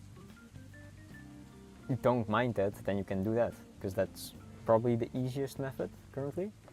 And the other method is just making a custom frame, or just getting a frame that you can like put inside a photo frame. But then I don't want to make people buy stuff, so then I'm just like, okay, you can get some cheap wood, cut it in like the same sections, and then just build a small frame for it.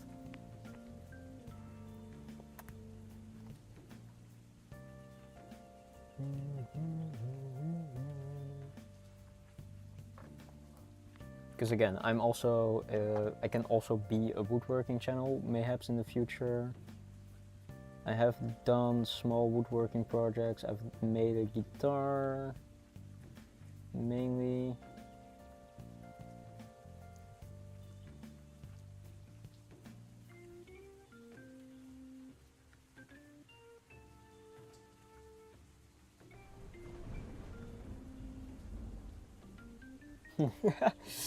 Okay, yeah, that's an option. You can get her a better embroidery hoop too if you need to. But you can also like. It sounds like the easiest way. Yeah, it is the easiest, I think. They have some fancy embroidery sometimes, embroidery hoops sometimes. Fancy wooden ones if you eventually want to, you know, improve. Because the thing the thing with the plastic one that you currently have, if you are gonna stitch the back like that, right? Like that. If you're gonna stitch it like this, you can always just cut it later on and just remove your piece out of it. So it doesn't need to be the permanent solution for it, but as long as it works for you at that point, you can always keep it in there in that way.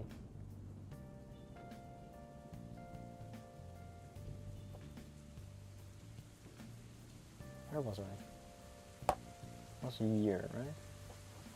So I was doing back stitches, I think. But yeah, it doesn't need to be a permanent space for your artwork. You can always, when you have like a hoop you really like to put it in, you can just remove it, cut the thread at the back, and then just stitch it into a new one.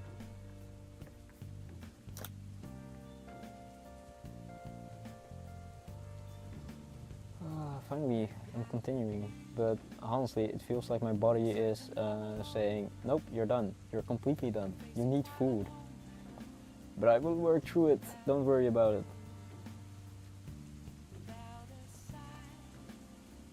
Yeah, but my energy is just a bit low now because of it.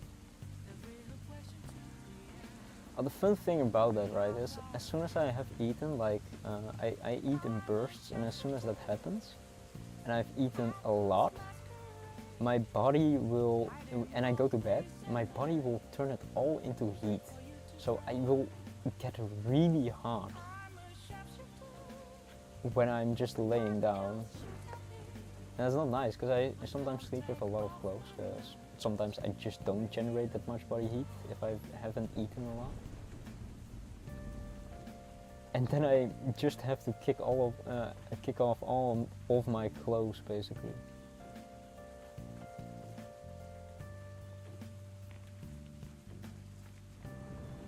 Give me a sec. Oh, it's fine. I don't have to go.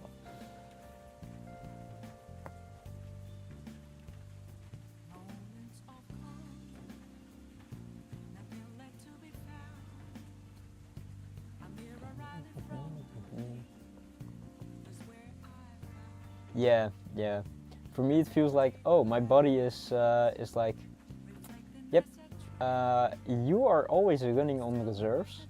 We have a shit ton of food. We don't know what to do with it. So here, have extra heat.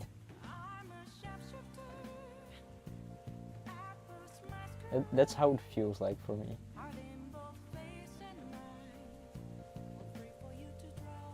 It's really funny in that concept because I sometimes genuinely feel it when I'm eating out with friends, and or like I'm eating over at a friend, and I'm eating a lot of carbs or something, and it's like, I'm actually feeling actively hot right now because I've eaten so much, or like my body is actively burning this and turning it into heat instead of like fuel or anything else.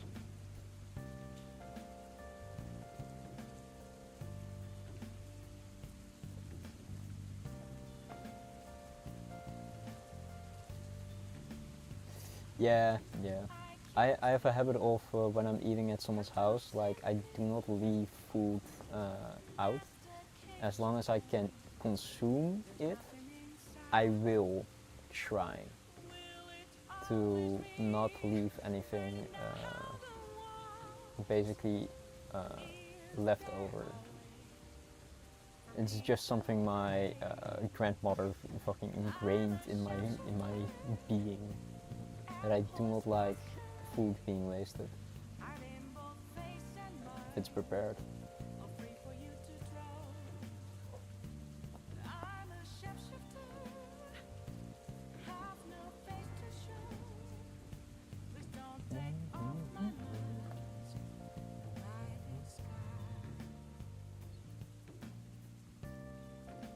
Yeah, it was not in a nice way that she ingrained it into me, but I am fine with it being there, basically.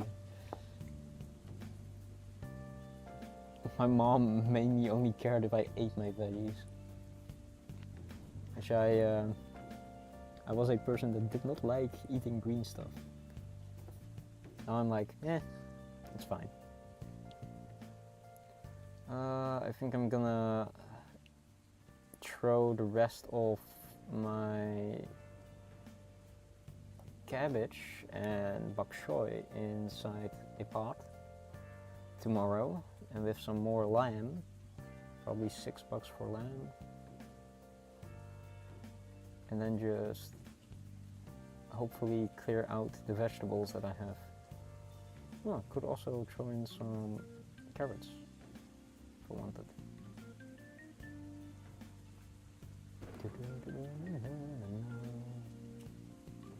I also need to check what kind of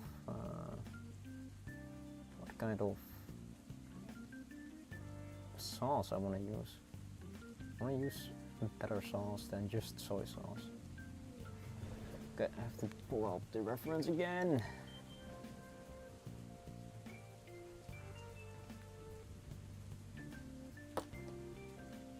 We're currently at this arm section. I went in a bit too much. Too early, I went too early inside. I want it to be a bit more here, I guess.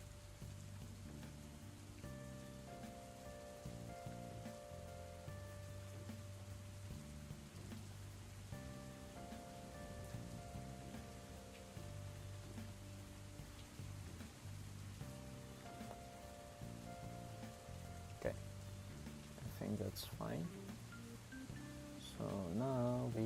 then start stitching back because I want to end this, and then start this small section till here. I think that's all the brown that I need to do. Well, the eyes still, but quite far from that. Might do them later. Well, I eventually do need to do the eyes.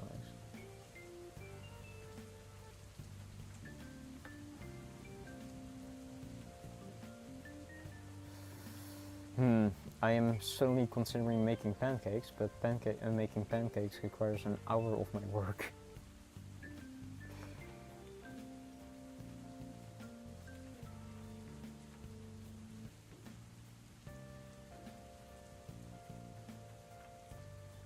Well, I could make them if I put some eugenics on in the background.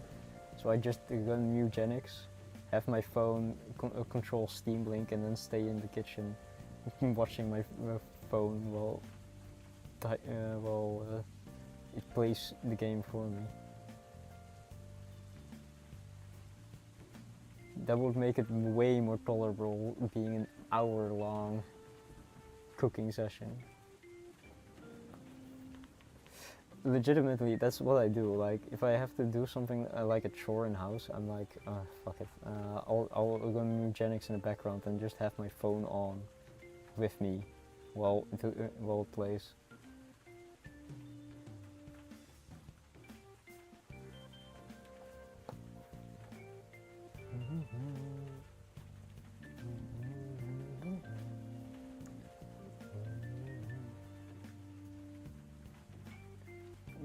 Based and progression, because I get items, and those items I can use for broken runs that I can actually play.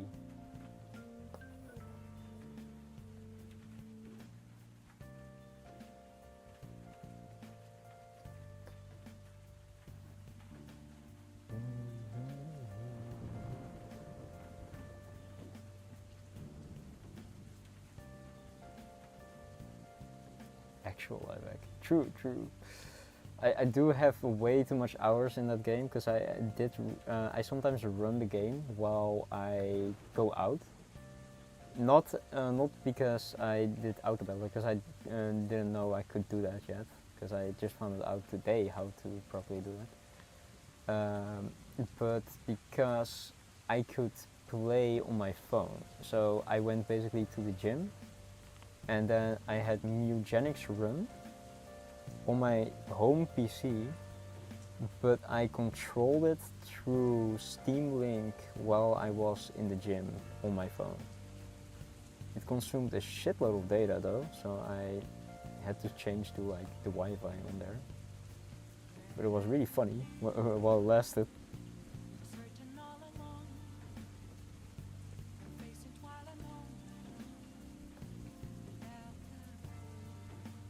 But yeah, for science, by the way, it's also like the best rest that you have in between sets is like 2 to 3 minutes or something, 1 to 3 minutes.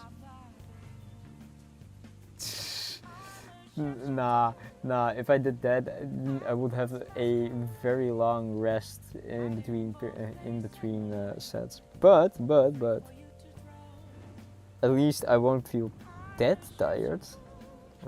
Or dead tired.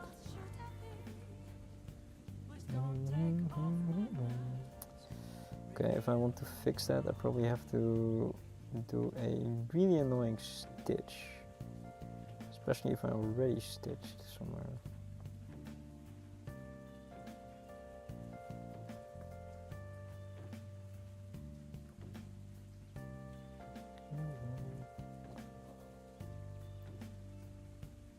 But I mean, during deadlifts, then it's fine, because deadlifts are dead tiring. So if I do it then,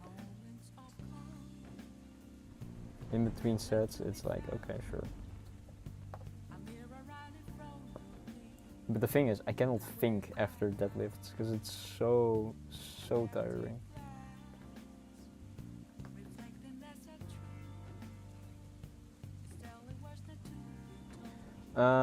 I did 60 kg 3 times, well, I did 10, then 12, then 12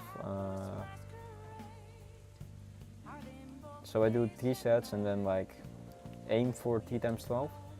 But 60 kg is currently I think 15 kilograms above my normal weight. It would be normally between 10 to 5 above my actual weight. But I'm aiming for 80/70 because that was like my PR, but I didn't have a belt, so I was very scared. My bench is 40 kilograms. Thank you, thank you. I'm aiming to do 82 on that, or at least 100 or something, because, well... Oh, belts are really nice for just being careful and not fucking up your back when your form isn't that great. That's why I use it mainly during deadlifts and squats. Yeah, it's really important for that. I did do deadlifts without belt last time I went, so that was yesterday. Yeah, yesterday. Because if I forgot it. I forgot it, so I was like, oh, fuck it, I still need to do it, so I will try to do it with immaculate form. And it went alright. I focused on keeping my back straight. It went well. I wasn't that concerned about my back. I do feel it still because it's the day after, of course. But okay, so about here.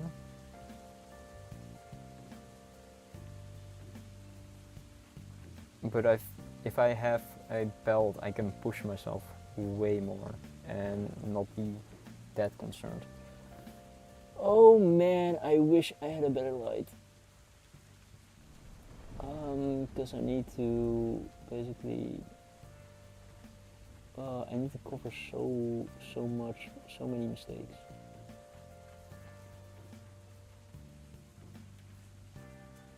But I don't know if deadlifts are the best for back exercise. I just do them because I really like being that tired and doing full body exercises.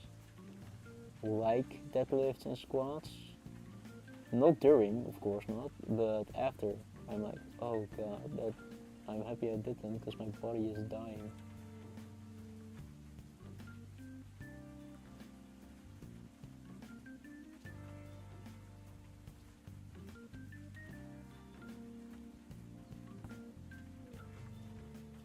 Oh, form is definitely key. Keep your back like straight, and if you're doing it correctly, you can feel the tension basically in your spine. And that's what the belt is for. The belt is for keeping some support on there.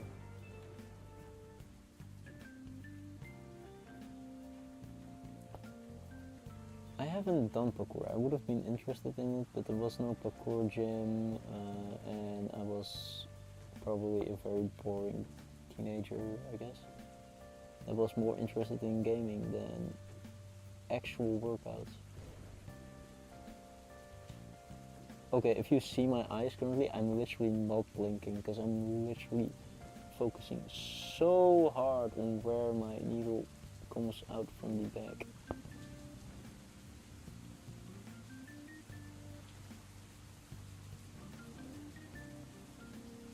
Because I want as least amount of cotton fabric. Yeah, I think it's very clear in my voice too when I focus this much.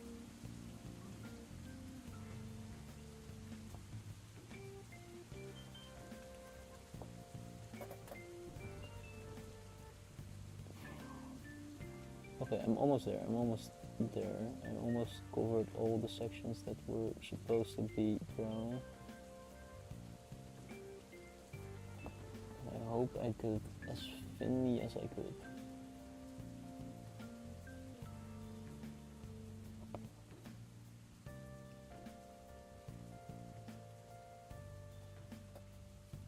Almost there. Almost there, I say, as I'm halfway.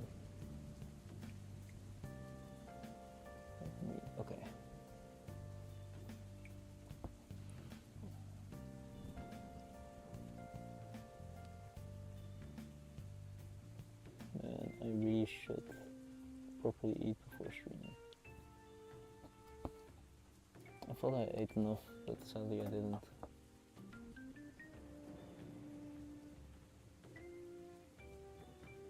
But I will see what I will eat. First, I need to finish your little mouth part. Is it mouth? I feel like I'm like almost there, but also not that far.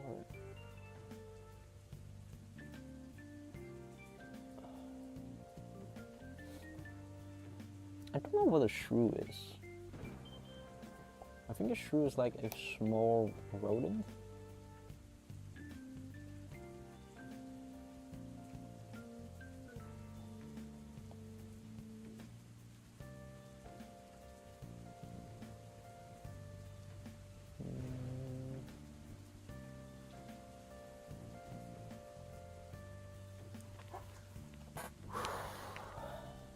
I'm putting a lot of weight on my forearms by leaning forward on my desk. I do get sore after a bit. Maybe one day I will have cushions. Almost there, almost there.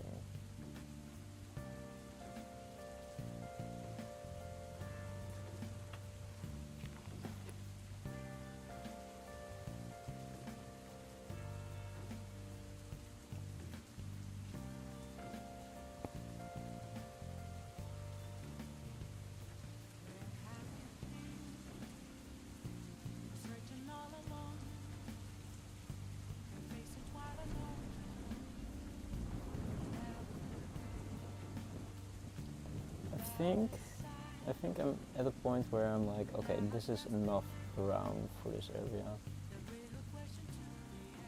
If I look at the drawing,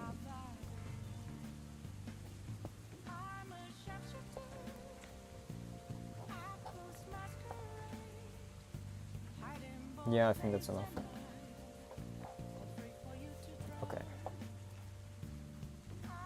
Then I need to make a knot real quick.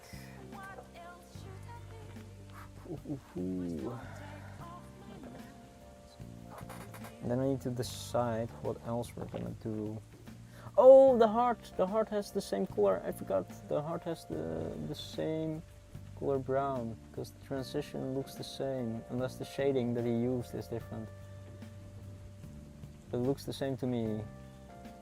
The heart and this section.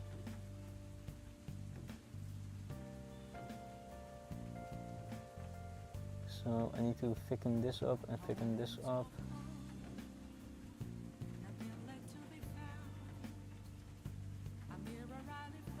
Yeah. Oh my god, it's so much focus.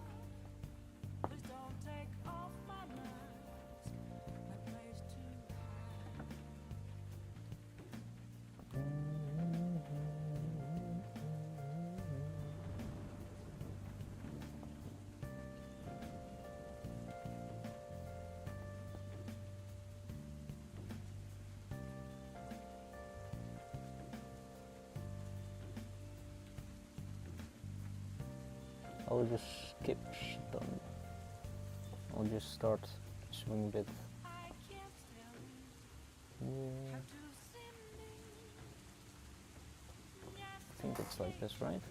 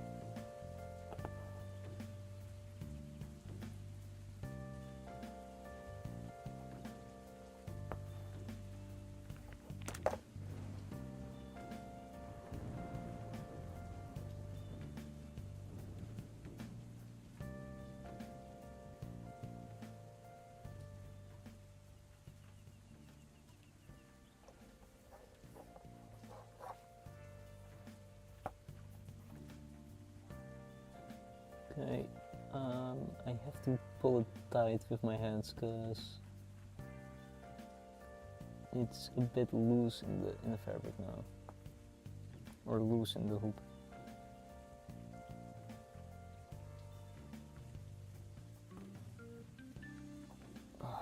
Okay.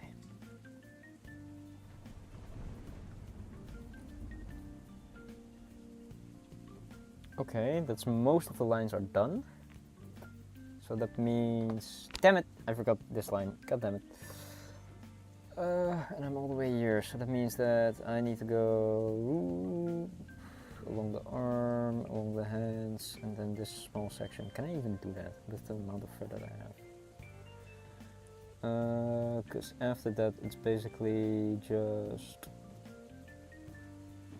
I was starting to color everything in. Except this one needs to be great. And then I think I have enough. I think I can do that. Time to backtrack once more.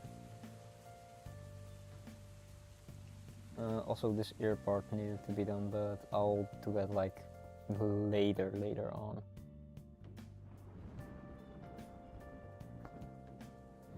But at least my focus can now be once again distracted as AF.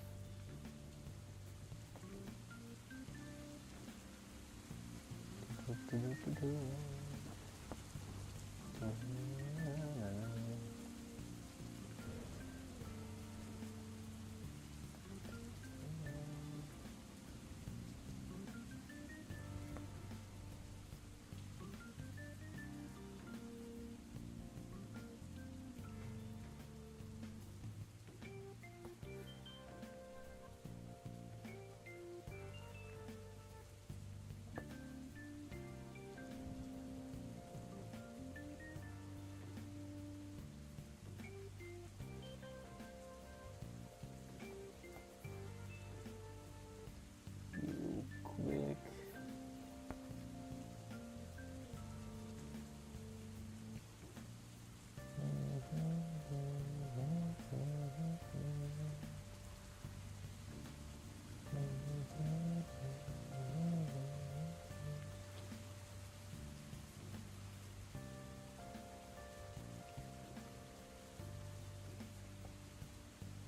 Okay, let's pull through.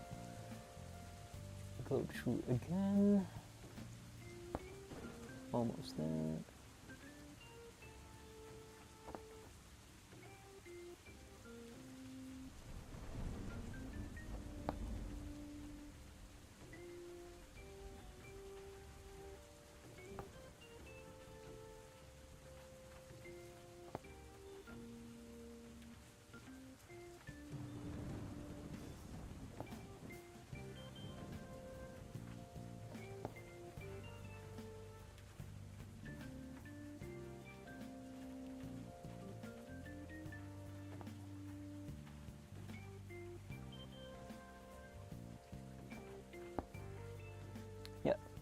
That's great. I think, and that is a wrap for this section. So we're gonna probably move on to actual color soon.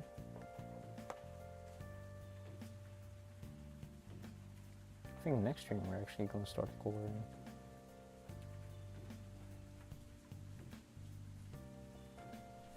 I think it's now mainly a fact that my head can probably wrap around all the different sections.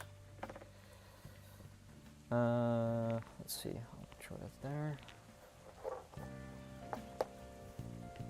Yeah, so we finished coloring in most of the sections.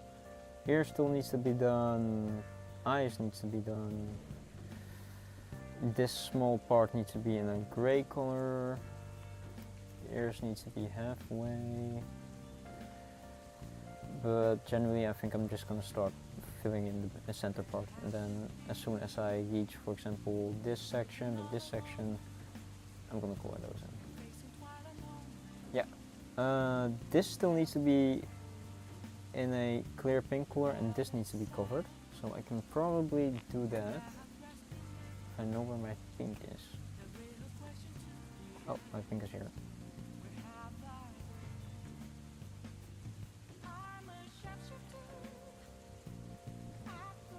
Oh, his nails and his little face here are the same color. So then probably next time what we're gonna do is a lot of white with red, and the actual details on the heart itself will maybe be left out a bit until I'm almost done. Like the shading I will probably do last. Shading in the mouth here I'll probably do last. But yeah, the line art is mainly important for me, because then I at least know where all the different sections are of the sandshrew that I need to color in. And then I'm just gonna start from the center in, because if I start from the outside in, again, it will crumple up with the tension.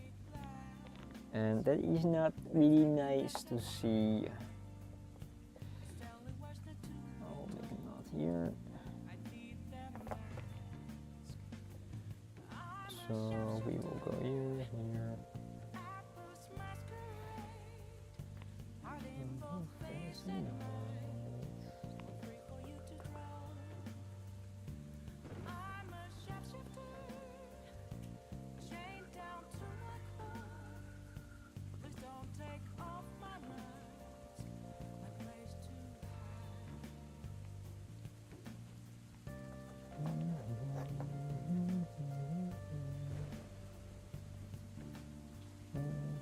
Where did I even put it? I put it at the top part, so that would be like around here, right? Then I can perhaps start around here. Thank you, thank you. I am incredibly good at tracing for some reason, but drawing myself, then that is where my mind is like, nah fam.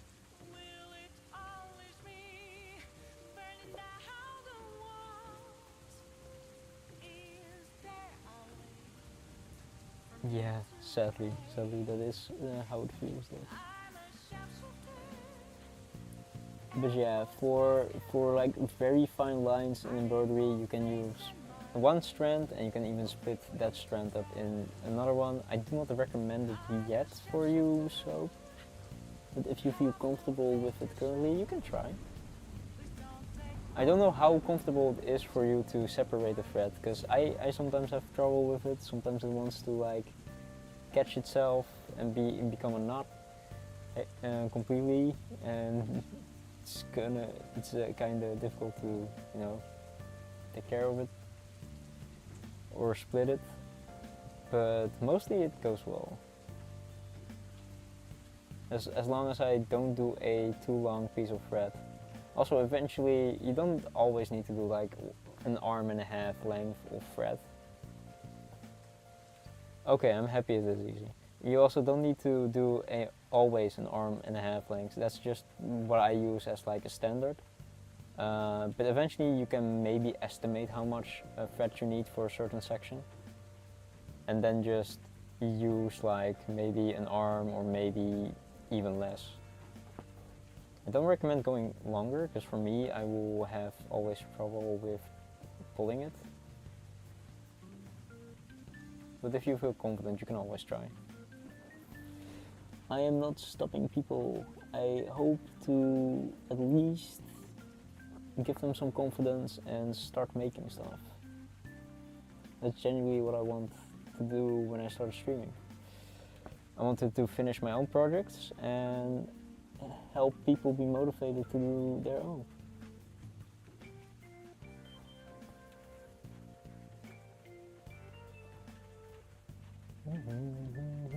I'm almost going a bit over time, so I'm finishing this up.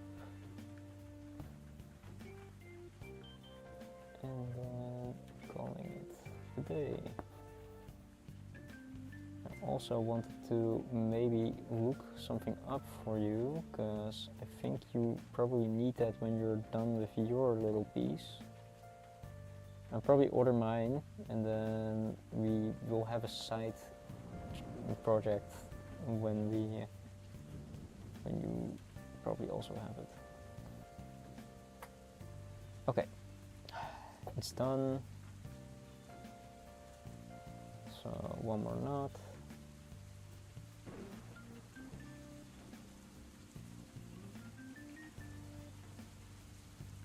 One final one.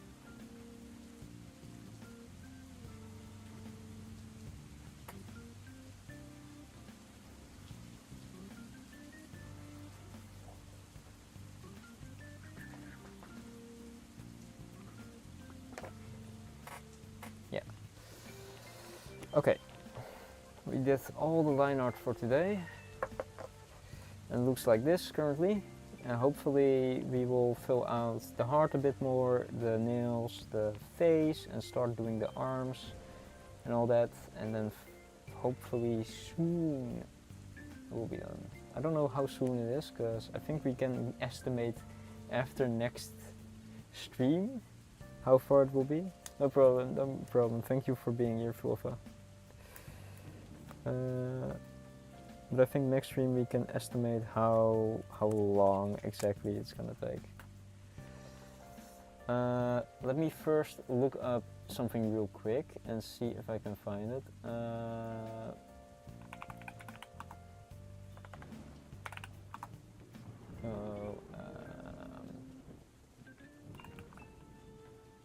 Fabric. Yeah, okay, so if you search up Falco for fabric, you can probably find something. Products, all. That's kind of expensive. If you search Falco for fabric, I think you can find like stripes of fabric that you can use for, well, your patches and that kind of stuff. I currently couldn't really find it, but you're thinking 16 is too high. Mayhaps not. Mayhaps the details will eventually come on, and the stitching on the around the corners are really like needs to be tight. No problem. I thank you all for being here. I hope you can find it, because you need to find one that doesn't have sticky tape, because you don't really want to glue it to the back, but I hope you can find it. If you don't find them, we can think of another solution. It's fine. There are multiple ways that I can think of doing it, but we can figure it out later. I am thankful for you guys being here. Again, thank you for accompanying me with my little projects, because again, I love making stuff and I would always love people to be there. I should really get some food. Thank you, thank you. I will be probably sending you to maybe Ina if she's live. She's always pretty happy to see new people.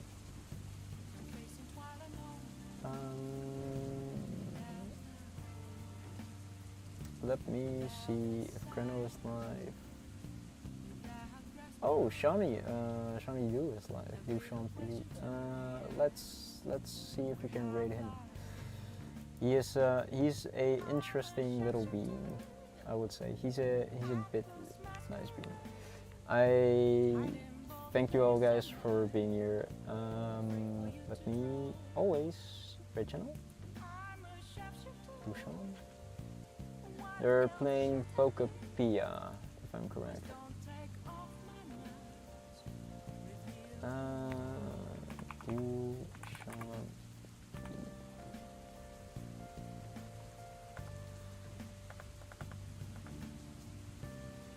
How can I not find them? Do I have to capitalize?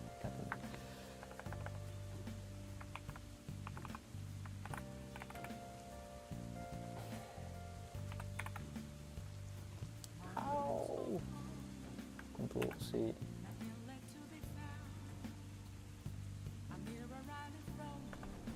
This sucks.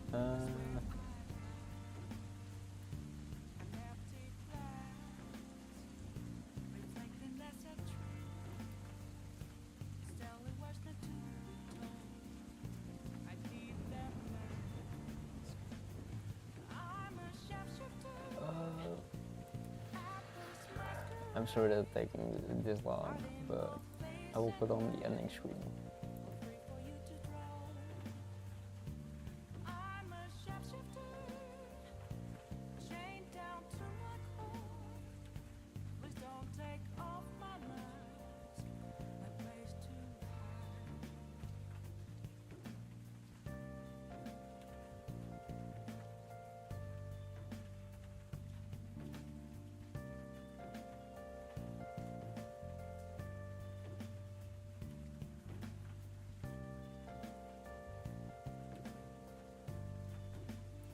Well, sadly I don't think I can rate them, so I'll see you guys tomorrow. Bye bye.